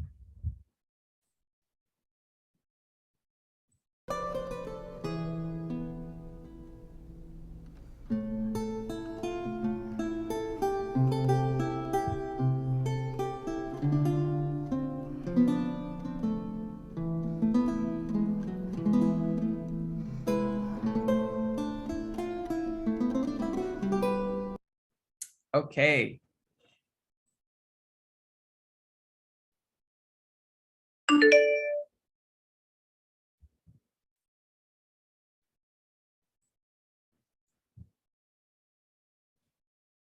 All right, all right. Let's see the answer. Awesome. Yeah, I think there are some Lebanon guests who joined us earlier today, including George. Maybe you can help share a little bit more as well later. But yeah, so this is a song from Lebanon. Basically, they're using an instrument called lute, which is kind of like a national instrument of Lebanon, which has similar sound, similar to ukulele and guitar. Okay, so that will be it for the game. Let's take a look at the leaderboard. Okay, so we have someone, congratulations to Himasha, who have beaten our earlier top one. Yeah, anyways, so I hope you guys enjoyed this game, this quick game, and yep, I will pass it back to Bright. Wow, thank you, Nick. I mean, I have no idea. I think I've missed it quite a lot. Yeah, Mark. Oh, Mark, you didn't get score any. Oh my God, this game is not that easy. We can see. Yes, I'm not sure if like how do you guys feel on this? And congrats to Himansha, right? Himansha, would you like, as Serena, would you like to take the floor to maybe give a speech of how you're feeling for this honor of winning? Himansha? Maybe she's, yeah, hidden somewhere. Yeah, it's okay. Thank you very much, everyone, for joining us on this game. If you want more, if you feel to let us know so that we can know what's your preference for next kind of game that we can all play together. But as of now, I think it's time for a quick break. Let's do 5 minutes break, and then we can come back to enjoy the next set of the performance, and also the discussion that we will have at the end as well. But please stay with us, because we will also share with you at the end the feedback so that you can get the certificate as well. And if you want to join us on the more of the songs inspired from biodiversity, we will sharing of Spotify playlist called biodiversity beats, where you can find all the biodiversity inspired list of songs, and you can also add some of the song in the list as well. Yeah, so take this break and maybe come back on 8.2. Yes, it's quite weird, but yes, let's do that. Okay, see you in a few minutes.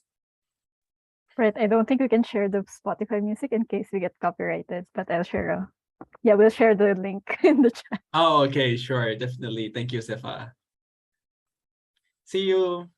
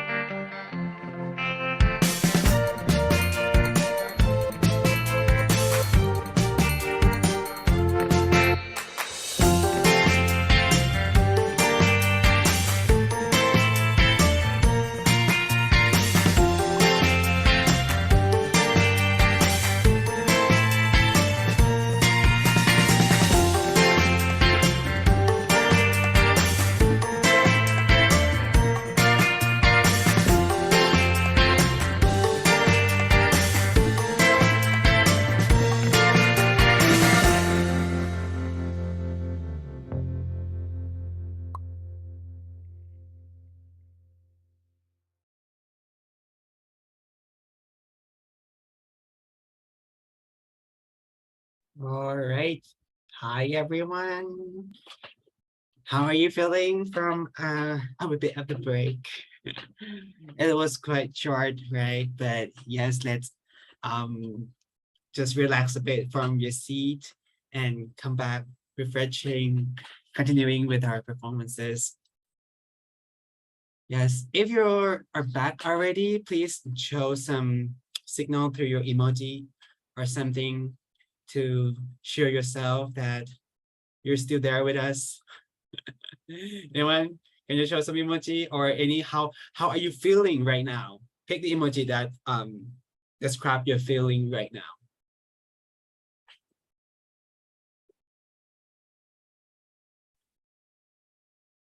Anyone? Yeah, I see some of you already joined the Telegram chat already as well. So yes, please feel free to join us in there and be having some chit chat or continuing some conversation there as a community together as well. Yes. Yeah, I hope all of you are back and join us in the second part of the performance series for this episode. Okay, so welcome back. And for these three performances, the first one that we will begin with for the second half, please welcome the performance from Taiwan. Please welcome Nick Cheng again. I'm Nick. Hello, everyone again. Hope you're not bored of my face yet. Okay, yeah, so for the next part, I'll be sharing, this will be kind of like a festival dance from Taiwan. It's called the Harvest Festival, or also known as the Harvest Ceremony. And it's one of the most important festival for indigenous tribes in Taiwan. And it's basically held every year to kind of like celebrate that they still have harvest and good results from the year. So this video is created by one of the governments called from the Hualien district, where they have invited representatives from like all the 16 indigenous tribes to come and celebrate together by combining this dance that also show respect to the ocean. So yeah, the ceremony usually lasts around like a week, and it's held during July, August, and September. And yeah, the main purpose is to just to kind of like pray to the ancestral gods to bless them for the successfully harvested crop and to wish that they will have another great year again in the future. And yeah, after that, people will kind of gather to have dinner, dance, and have parties and games to celebrate together. Enjoy.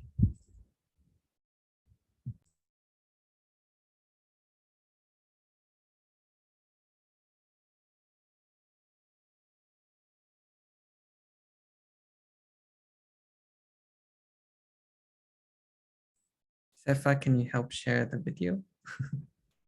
Just a second then. Give me 1 minute. Thank you.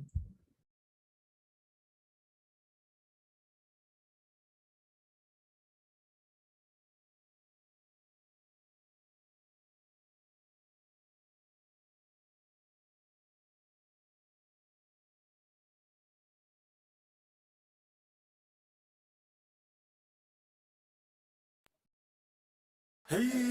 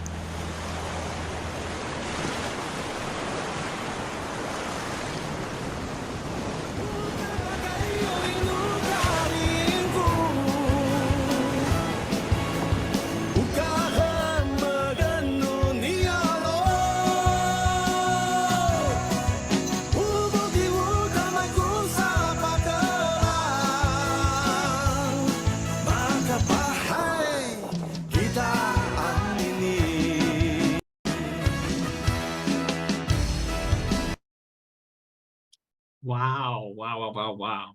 Nick. Thank you very much. Oh, Nick, do you want to explain something more?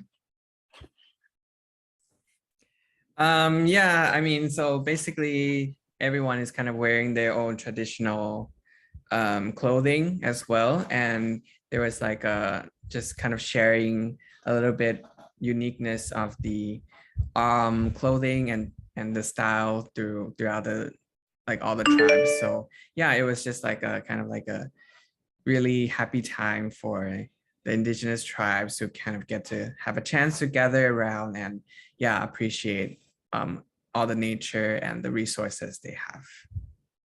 Mm, wow, I can see that they're really happy and celebrating that. And I feel like if we were really together, we could actually like dance something like that. It's so yeah, looks so fun and so happy. Thank you very much, Nick, for sharing. Wow, please give a big applause, everyone, to Taiwan. Hey, yes, throwing your emoji. Okay, up next will be the performance from India. Please welcome Shruti to the floor. Hi, Bride. Thank you. Okay, so the India performance is actually a combination of about 5. So we try to bring in the different regions of India. So the first 2 that you'll see are the traditional tribal dances. So that is from a state in the northeast called Nagaland, and the other one is from central India. So the one from northeast is about the indigenous women. So they are known for their bravery and nobility. So that is reflected in the dance and the song, which is usually related to agriculture and ecological, ecological factors. And then the next tribal dance that you'll see is called the Gaur bison dance. So Gaur is actually the Indian bison. It's the largest bison relative animal in India. So you can see the men wearing elaborate, headgears with peacock feathers and women wearing ornaments. And the last 3 is more sort of mainstream. So as in mainstream meaning people tend to spend generations or years learning and practicing the art. Some of them have even about 2000 years old tradition. So the first one is a Bharatanatyam dance that is again from southern India, a state called Tamil Nadu. And it is a dance form that uses gestures and expressions. So you have hand gestures that sometimes refer to, the tigers and deer and all of that. So you can see that as well in the video. And then one we have is again from southern India. It's from a state of Kerala, and you have an instrument. It's called chenda, and it's more sort of a drum type of instrument, but you'll see there's a difference. It's more to do with rhythm and usually made from jackfruit or the instruments, and they're used in festivals and a lot of celebrations, and you will understand that from the rhythm that you'll hear.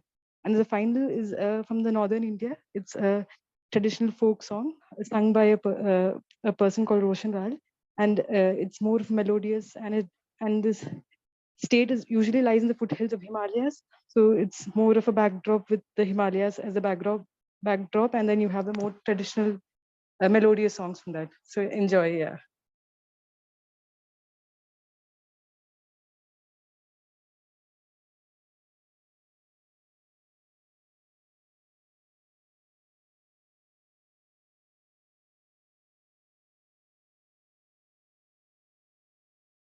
The Sumi Naga tribe are the major ethnic group among Nagas in Nagaland, India. Dance is the mode of communication through body language, face expression, and gesture of hand. The tradition of Sumi Naga dance have certain distinctive characteristics like aggressive movements, strong rhythmic folk music, and beat. Mostly, this folk dance illustrates the stories of bravery, power, courage, and strength.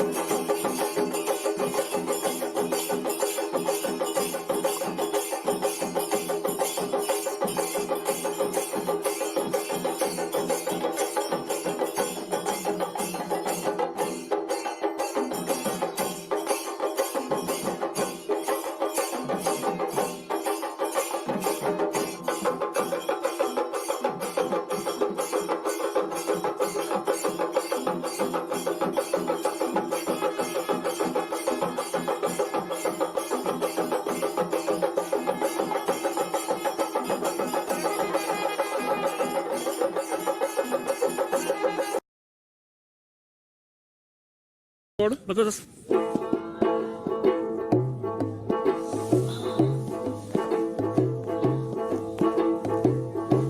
सिपाहिया Dogariya ओ रसलिया रसलिया तारा तेरी सो रसलिया तारा तेरा बड़ा मंदा लगदा है तेरा बड़ा मंदा लगदा ओ रसलिया तारा तेरा बड़ा मंदा लगदा है तेरा बड़ा मंदा लगदा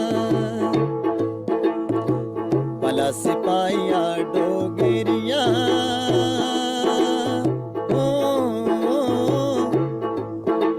वो 4 दिन छुट्टियां आई जा भलिया वो 4 दिन छुट्टियां आई जा सुहानी रुत फागणेरी है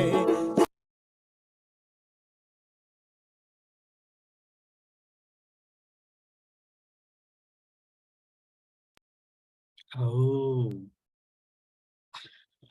I feel like thank you very much, Shruti. I think all of them is really like make me forgot the time. I feel like I can go through that all and all again.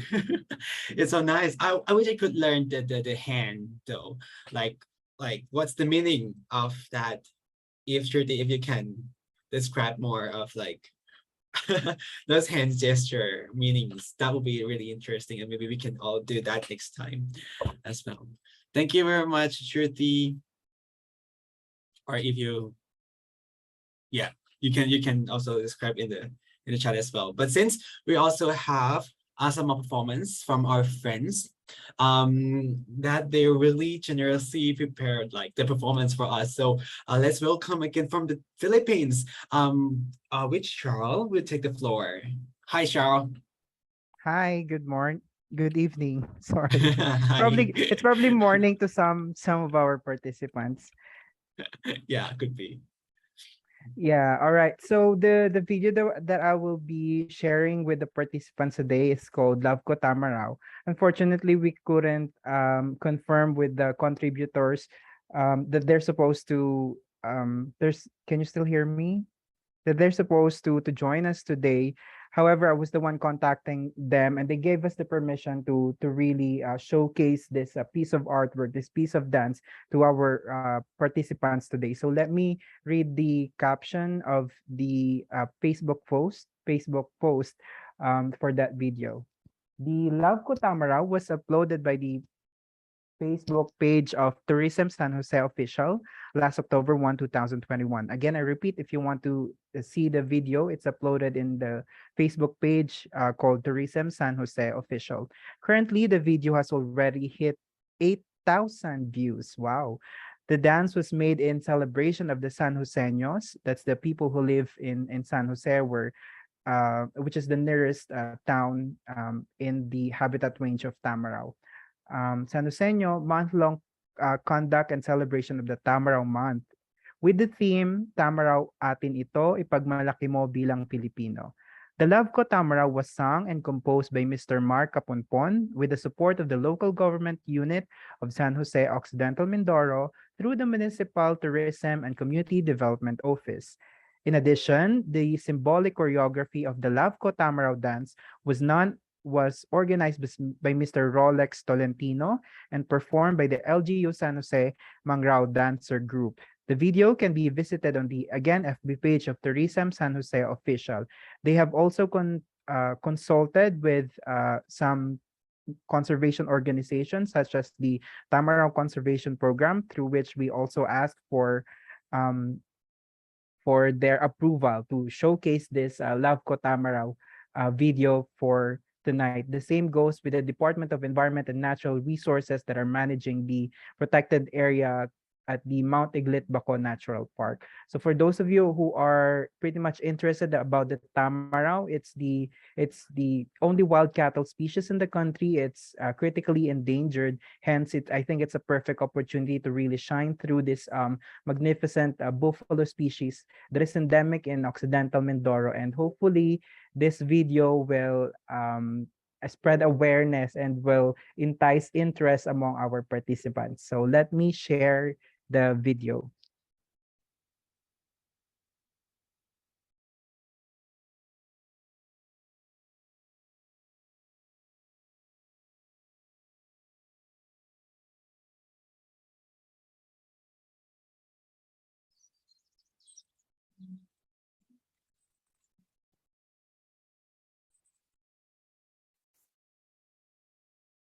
Love mo, love ko, tama raw. Pangalagaan, araw-araw. Love mo, love ko, tama raw.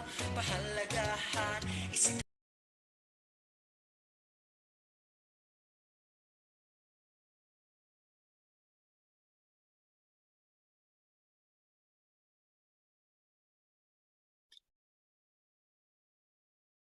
Yeah, I think there's no sound.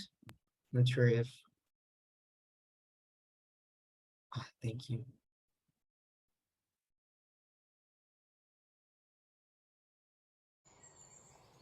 Okay. Nice and clear. Thank you, Sepa. at ingatan. Kaligtasan mo'y love mo, love ko, tama raw. Pangalagaan, araw-araw. Love mo, love ko, tama raw. Pahalagahan, isigaw. Halika sa Mindoro, ipapasyal kita. Ngayo'y masilayan, ganda nitong tama raw. Maliit sa paningin, ngunit malakas kung tutuusin. Pavi ang kanyang sungay, matilos at matibay. Halika sa Mindoro at iyong pagmasdan. Unti-unting nauubos, dapat ng bantayan. Huwag nating silang pababayaan. Paramihin at ingatan. Kaligtasan mo'y pananagutan ko. Proteksyon ay akong bahala sa'yo. Love mo, love ko, tama raw. Pangalagaan, araw-araw. Love mo, love ko, tama raw. Pahalagahan, isigaw. Love mo, love ko, tama raw. Pangalagaan, araw-araw. Love mo, love ko, tama raw. Pahalagahan, isigaw.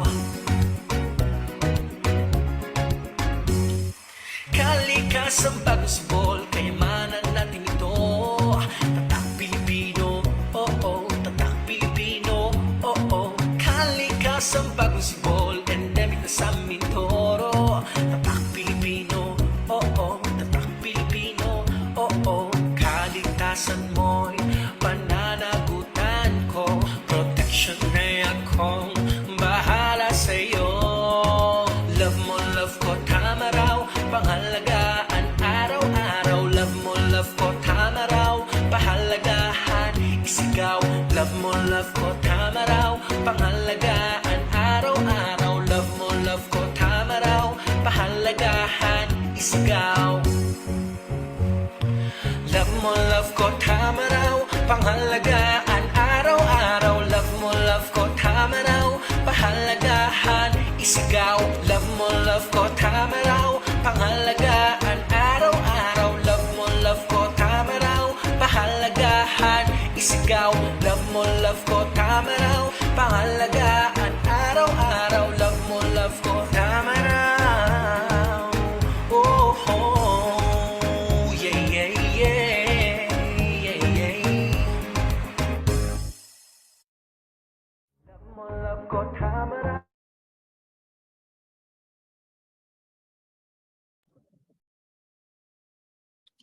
Wow, thank you, Charles.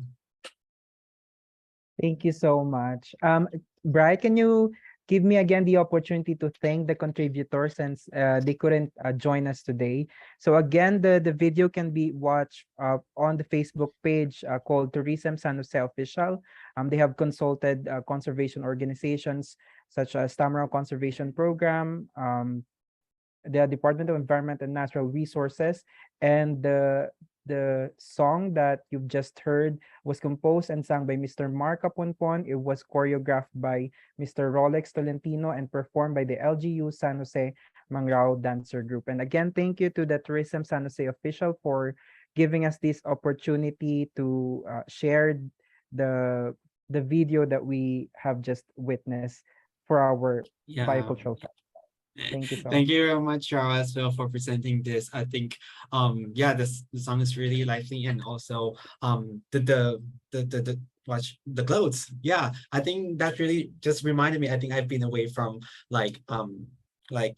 Experiencing different type of clothing from different culture and communities. So, and I think that's also something remind me of my the communities in Thailand as well that have some kind of similar clothing to the Tamil community. Thank you very much for sharing this. So anyone interested to look up more about to know more about Tamil, please check out the link. Okay, so next we also have some more from the Philippines as well. Please welcome Mika and Kevin. Uy, ako na. Hi. Hello po. Hello, Mika. Hi. And Kevin. Hello po. Ako muna, Kevin. Hi everyone, I'm Mika Jaratakio, currently enrolled at Ascot, a forestry student, and I'm from Yes Organization and GYBN Philippines. We are going to present folk dance called Tiklos. Sorry for the noise. Tiklos is also called Pintakasi, is the Waray equivalent to the bayanihan in Filipino. In English, group of people works for somebody without hoping for anything in return. They work odd jobs like clearing forests, digging the earth for wells, moving a nipahat to a new location, or even building a house. In all this, for free. Of course, grateful benefactors would offer drinks and foods, but it's not always expected. The Tiklos is native peasant dance of Leyte province here in the Philippines. This vivacious courtship dance originated on the island of Panaon, south of Leyte. It is very popular dance at social gatherings. Dancers usually sing as they perform. Do you know that Tiklos has been a very important factor in the social life of the peasant in Leyte? Tiklos refers to a group of peasants who agree to work for each other. During this period, the Tiklos music is played and the peasants are dancing the Tiklos. Hope you all enjoy our performance.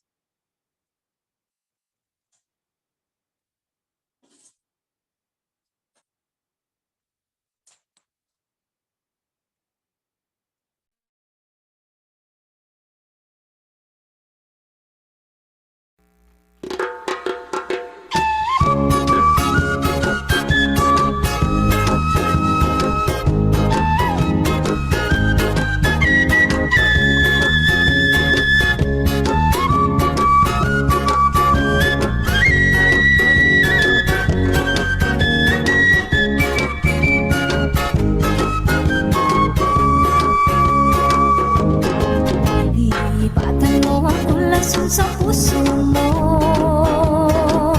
Magsadyap ka rin lamang ang bagay kanimo. Ang ko lamang kanimo iroko. Imong dating nobya, imong dating nobya, imong lipatan ko rin. Kung parte ka na kanayawin pagaman, nanay mo, tatay mo, hindi malak ka na ka.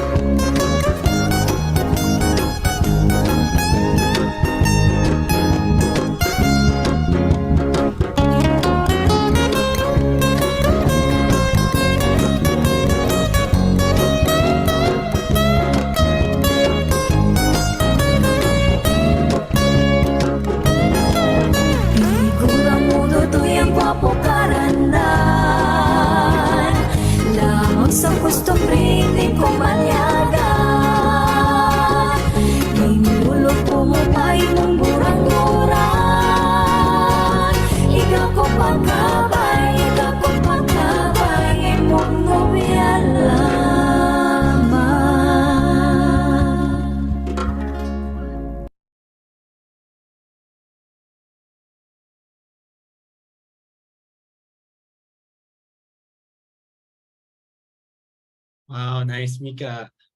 That's I'm not sure if I catch the meaning of the dance or the stories behind, but that's really, I mean, I really feel like oh, I can dance along with you. I already did some move behind. If anyone can see it. Yeah. Thank you very much, Mika. Thank you po. Okay, and Kevin, I think you also prepared something for us. Great. Hello, good evening. Is my Right, audio so audible? Yes. yes, Kevin, we can hear you. But I'm just going to explain to Bright a bit. So the next video is of you like dancing, teaching us the dance. So yeah, Bright, maybe you can let everyone know what we're planning for the next part. Oh, okay. But So the this is the person you're moment. going to see in the next video is Kevin. Yeah. Oh, okay. Okay. Hello, everyone. I would like to correct the right. The first, the played video is the Solteros, and it is not the Teklos. So I think the presenter played the wrong one, because the Teklos is not no, the presented video a while ago is the Soltero dance, which is the one that I want to teach you all. So, ate pa daw Tagalog. Um, Oh. Kevin, sorry about that. Okay lang ba Okay. pa-explain ng susunod na dance na ituturo mo? And then, Okay, so yeah. sige po. Sige, tapos pa-play na lang po ulit ng ate. Ano po? Ipa-play namin yung tutorial mo sa susunod. Kung okay lang. Sige po. I-share ko na Good lang evening. yung link nung video na kanina dapat. Kung okay lang. Sige po. Sige po. Good evening, everyone. Or Sorry, magandang Kevin is gabi. going to, sorry. So I played a different dance from what Mika just described. I'm going to share the link to that video in the chat. But for now, Kevin will explain the dance that he's about to teach, if I'm not mistaken. Yeah. Okay, so good evening, everyone. Once again, my name is Kevin Ray Solomon, a member of GBYN from Philippines. And I will share all of you the history of a famous cultural dance from Cuyo, Palawan, the Solteros. Yet, before that, I'm hoping for everyone's consideration due of my unstable network, internet connection. Please bear with me if I get lost. So, Palawan is known as the Philippines' last ecological frontier because of the rich biodiversity and nature wonders that are threatened by various human activities. But it is not the only jewel of Palawan. My province is also rich in history. Our culture and heritage made us for what we are today. One of the most important in our culture is music. And Solteros is one of the most popular or one of the popular music in Palawan. Soltero dance originated from Cuyo, Palawan, where the Spaniard colonized Cuyo in 16th century. So on 16th century, I know some of you guys know that the Philippines is colonized by the Spaniards for almost 333 years. Solteros is a Spanish influenced word of the Cuyunons and means a bachelor or a single man. So the soltero means a bachelor man or a single man. The song was sung in Cuyu's dialect, which is the Cuyunin. So I was lucky and blessed to know that this dialect from or to pass that by my parents. It is one of the ways to preserve music of and dialect of the Cuyunons. The song Colteros is about a young man who is very handsome but known as unfaithful and playboy, trying to court a brave and smart young woman who doesn't get fooled easily in photo man's flowery words. So this is also represent the will of every Koreans to preserve our own culture despite of other modern culture enters in our society. Because you know we can't deny the fact that due of due of continuous evolving of modern culture, our traditional culture has been forgotten. So that's guys. So In terms naman, in terms of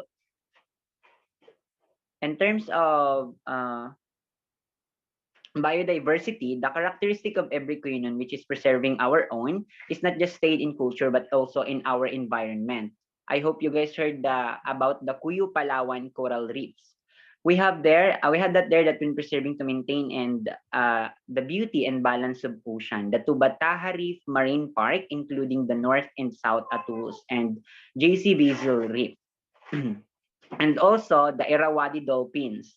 They are found in coastal areas of Southeast Asia and among the most endangered dolphin on the planet that are fewer than 100 individuals reported in the Philippines, particularly in Malampaya Sounds. We have some activities there to maintain the cleanliness of our shore and also the ocean. So now let's learn the steps of traditional Kuyo dance step, which is the solteros.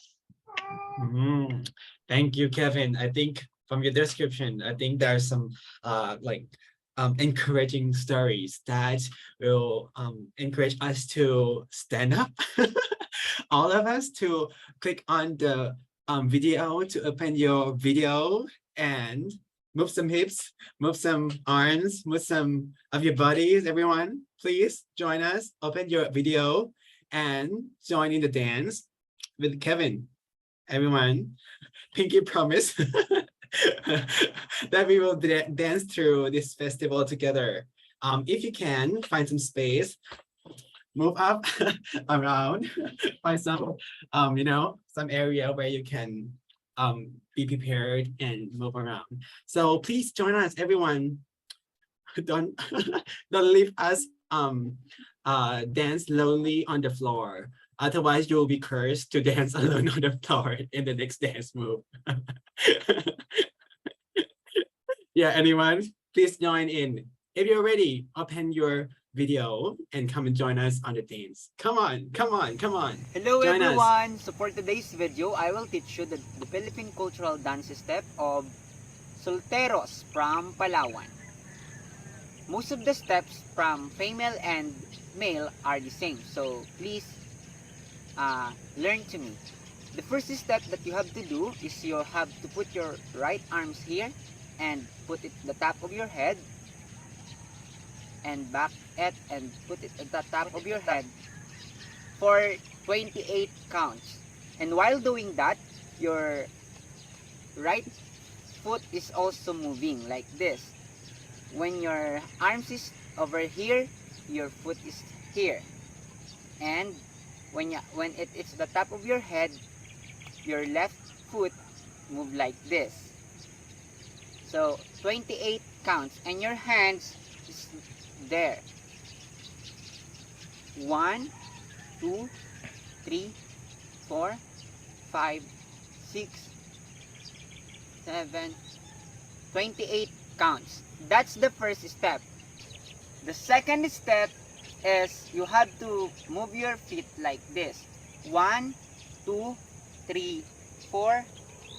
1, 2, 3, 4. Again. 1, 2, 3, 4 and 1, 2, 3, 4. While doing that, your arms is also moving like this. 1, 2, 3, 4. 1, 2, 3, 4. 1, 2, 3, 4. 1, 2, 3, 4. And you'll do that until the music change or the rhythm of the music change. So for the third step, it's also the same with the second one.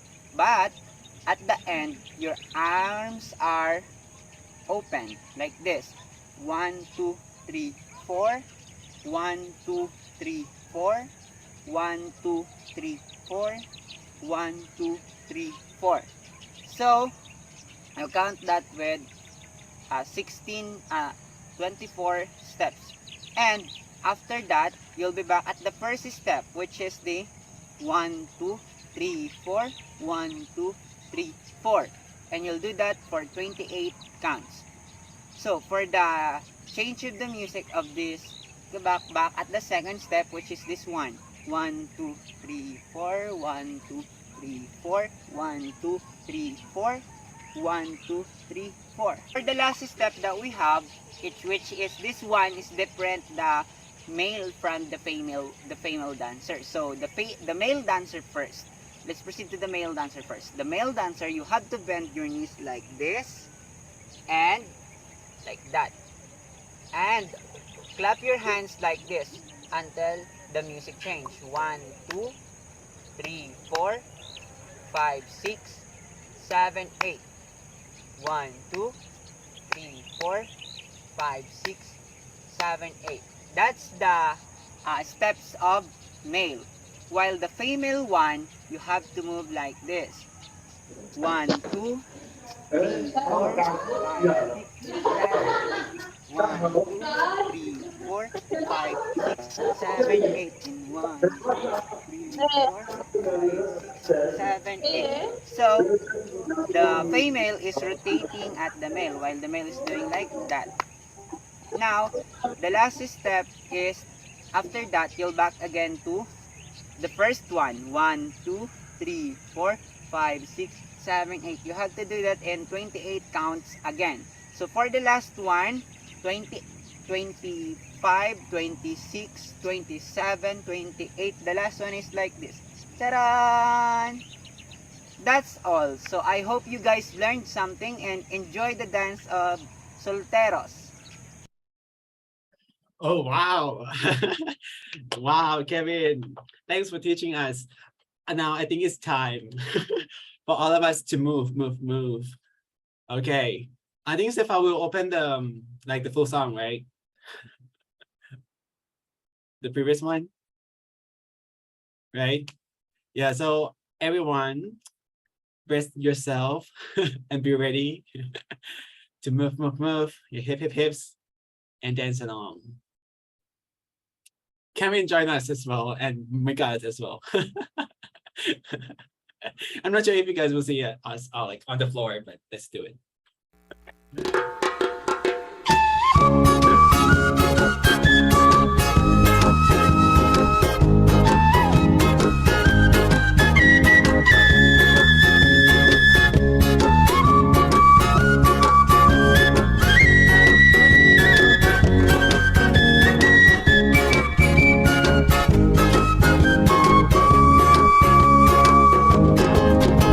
Lipatan mo ang ulason sa puso mo.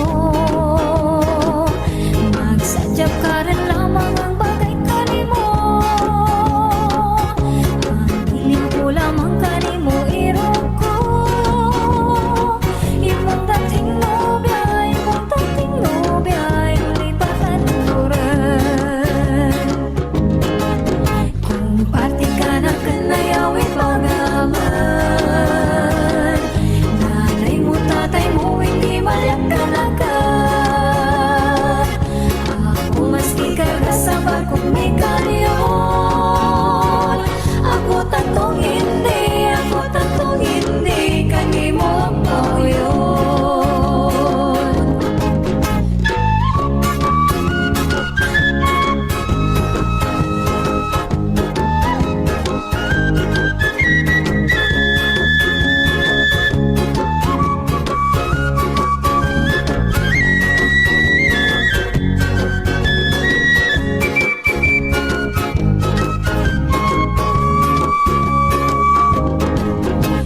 Parte ka na kanayawi pagaman.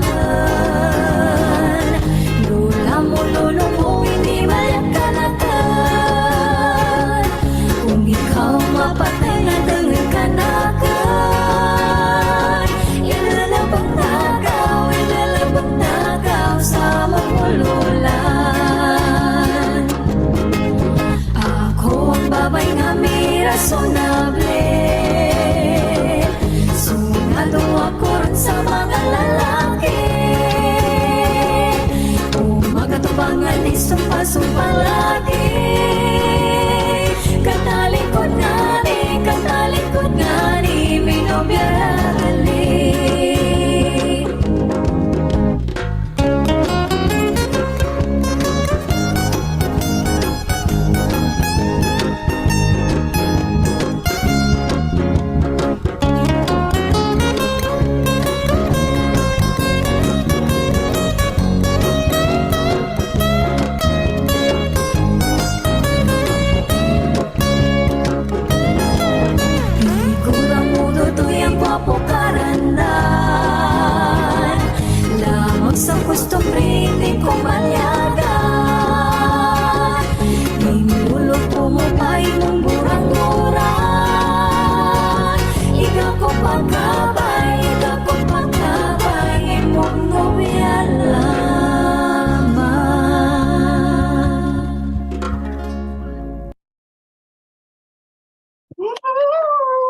everyone. Nice job.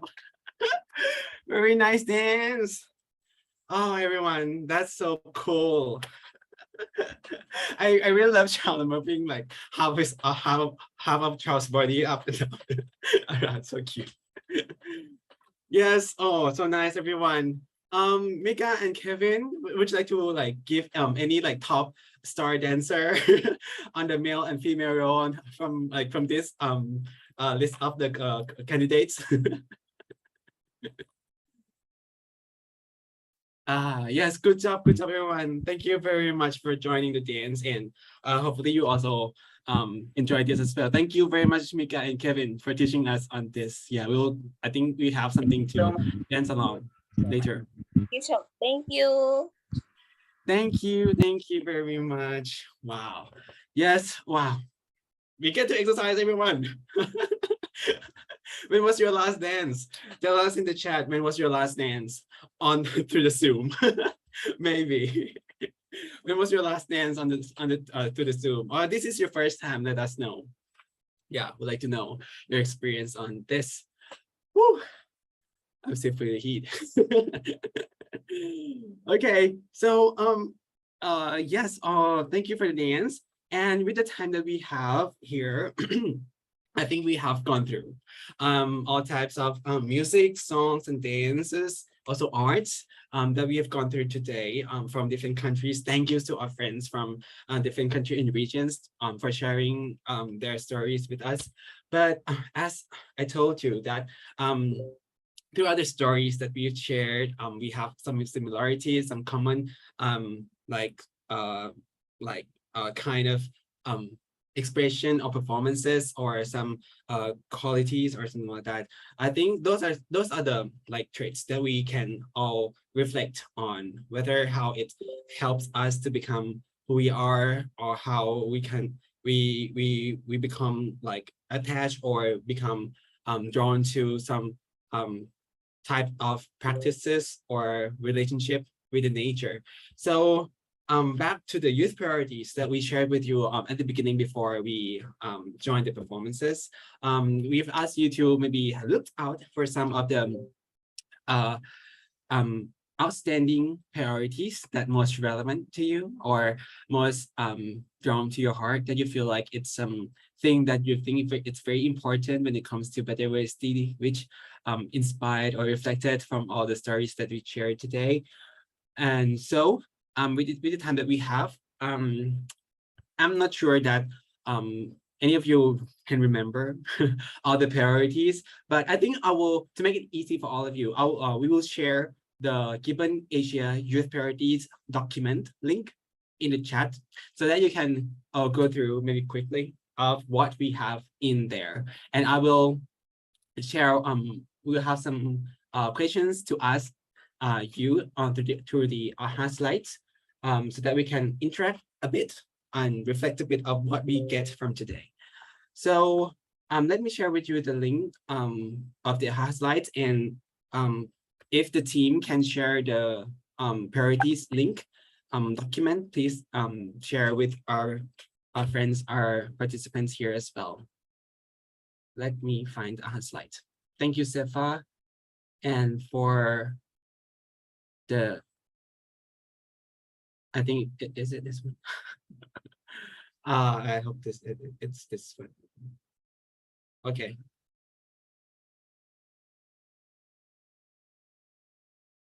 Yeah, this one. Yeah, so please join us in the AHA slides. If you've gone through the youth priorities, I hope you can see some of the key ones, key priorities, key issues, key drivers that we as a GYBN youth communities on biodiversity have talked about, and we see it's really important. And we would like to know your opinion about how you see the importance or what we should what should be driven forward together. So I'm sharing with you the slide. Please join us in, or maybe you can scan through the QR codes here as well. Yeah. 10 people joining now. please coming and join in. Yes, a few more, a few more. Come on, everyone. Oh, hello, Miss Lucille. Have you see us dancing, see us dancing as well.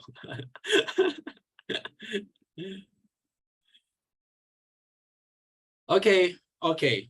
Let's go through this. If you got the link on the chat already, please join in the during like while we're going through. So the first question: what stand out from the priorities that most related to you, not them, to you, to you? Yes, what stand out from the priority that's most related to you? Yeah, could you share with us from the link that we share in the chat? You will see 5 priorities that we have. Some of them are related to relationship, some of them related to values, or rights.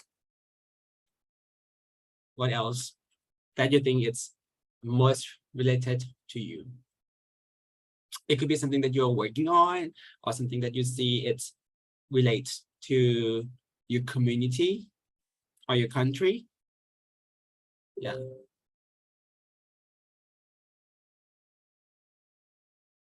I'm not sure if you can download the file or if it takes some time to download. We're very sorry about that.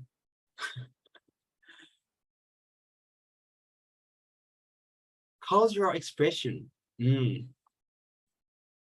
Yeah, that's something really directly related to today, to like the whole festival that we are doing, right? Culture. Yes, we have culture, right? We have 2 words of culture here, and also various of human beings, differences and variety of who we are, right? Youth participation as well. There are 2 words on here already. The sense of being proud of your ancient background. Yes, I think there are like some of similarity related to the culture and traditional knowledge here as well. Yeah, so any one of you here would like to maybe open your mic and maybe share some thoughts about like the importance of the culture relates to biodiversity that you see today? Anyone?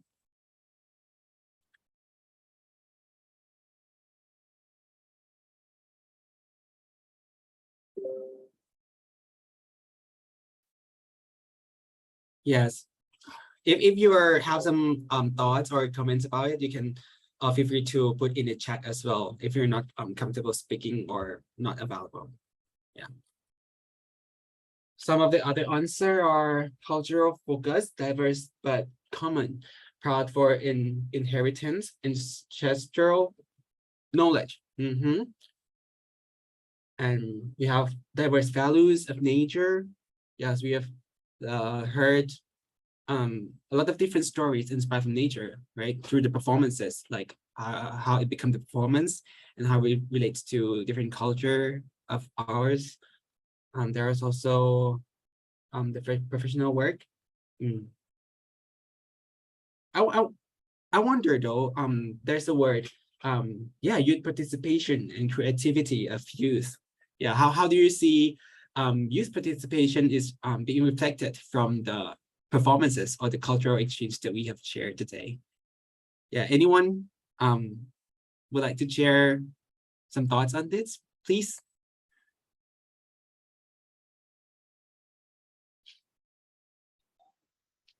Okay, so may I? Yes, please. Yeah. Jigyasa, So, right? Yeah. Could Yeah, you it's introduce, Jigyasa. yeah, could you introduce yourself a bit and where you're from? Okay, so this is Jigyasa. I'm from India. I'm content writer at United Youth International and also a part of a human rights working group of Youngo.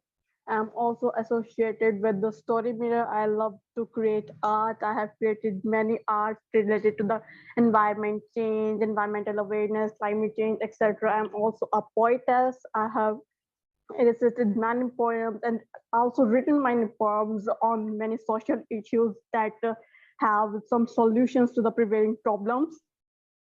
And there's lots more that you should know about me, but that's not related to this event. So then Yeah. now coming to the youth participation.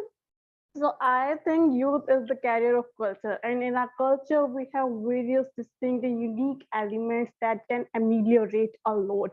Because in some culture we worship environment as gods and goddesses, or some elements of supernatural powers in culture we preserve them.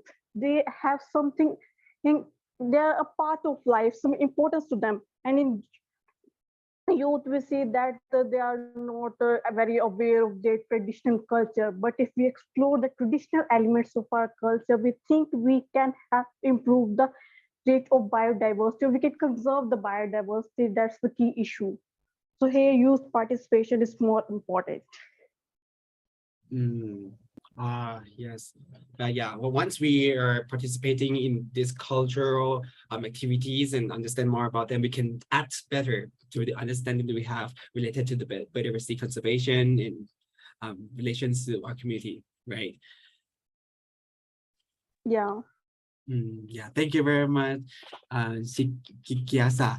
Wow. Thank you. Yes. Yes, the meaning of my name is the curiosity. What city? Oh, Curiosity. curiosity. Yeah, curiosity. Oh, that's awesome. Yeah, that's a cool name. Okay, I can remember your name now, Sukiasa. Thank you. Okay, so anyone else wanna share some thoughts or some comment about what we learned today? Maybe one more.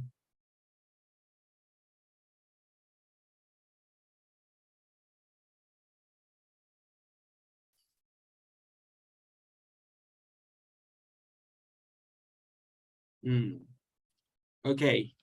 Yeah, it's okay. If you are still thinking, feel free to share with us later as well. And as you might already know, or might be going to know in a moment, that actually we also have the GYBN Asia social media on Facebook and Instagram. If you have like some thoughts or some reflections you got from today, feel free to share with us on the social media as well. And as promised, thank you very much for joining us, like, and stay with us until now, throughout this second episode of the festival. And as promised, if you since you've been interacting with us until now, we also have the feedback form as well for you, which the team will share with you in the chat. So that you can give us any reflections or feedback for us to develop or improve some of the elements of the festival to make it more fun and entertaining for all of us for the next episodes. And also, right after you finish the the form, the feedback, the certificate will be issued immediately. But we would be highly appreciated if you can like fill in only like for your own self. Yes, we see you. Some of you like would be like generously kindly fill in for your friends as well, which we would be highly appreciated if you like yeah like fill in your own. Okay, so thank you very much for joining us and with us until today, and feel free to follow our activities through our channels on social media. And we really look forward to meeting all of you in the next episode as well, which on the third episode it will be about the crafts, the cuisine, the food, the spices, and herbs. So there are lots of food tempting for us to be hungry at the evening. So you can feel free to bring in your food and like, eating while we are enjoying the festival as well. Feel free to do so. And for which will be organized on the 8th of October, Saturday night. Watch out for it. And also, the last one will be organized on the 22nd of October with the theme of the poem, literature, drama, and storytelling. So it will be a lot of some insights or some creative way of telling the story. So watch out for it. Yeah. So as you can maybe already see now from the chat that we have shared with you the link to the feedback form. So please take your time here to maybe copy the link or filling in the form. And also, if you haven't done so, feel free to join us in the Telegram group of the GYBN Asia as well, so that you can still keep in touch with the upcoming activities or opportunities that we can create together as a community of the Asian youth who driving biodiversity together, and also driving related conversation related to the policy participation of the young people in the biodiversity conservation as well. So yeah, so I think that will be all. Yes, so from our side that we would like to share with you for today. If you have any questions or any comments, feel free to let us know in the chat or in the feedback form, and really look forward to seeing you again in the next episode, seeing you in the next 2 weeks. Thank you very much, everyone, and see you all again. Thank you also to our interpreters. I mean, we're really Yes. not forgetting your valuable work. Yes, Thank you so much. Yes, thank you very much to our interpreters and also our speakers, Miss Lucille, Irene, and also Sapphire as well, for sharing us, and all of you, the youth power and young power, for joining us for the festival today, and hope we can all create the vibe and enjoying vibe for the conservation of biodiversity again very soon. Thank you. Bye-bye. Don't forget to enjoy the Spotify, everyone. If you want to add some list of the Asian songs, inspired song, let's do it. Let's use the, soft power to create the momentum all together. See you all in the next 2 weeks. Bye-bye.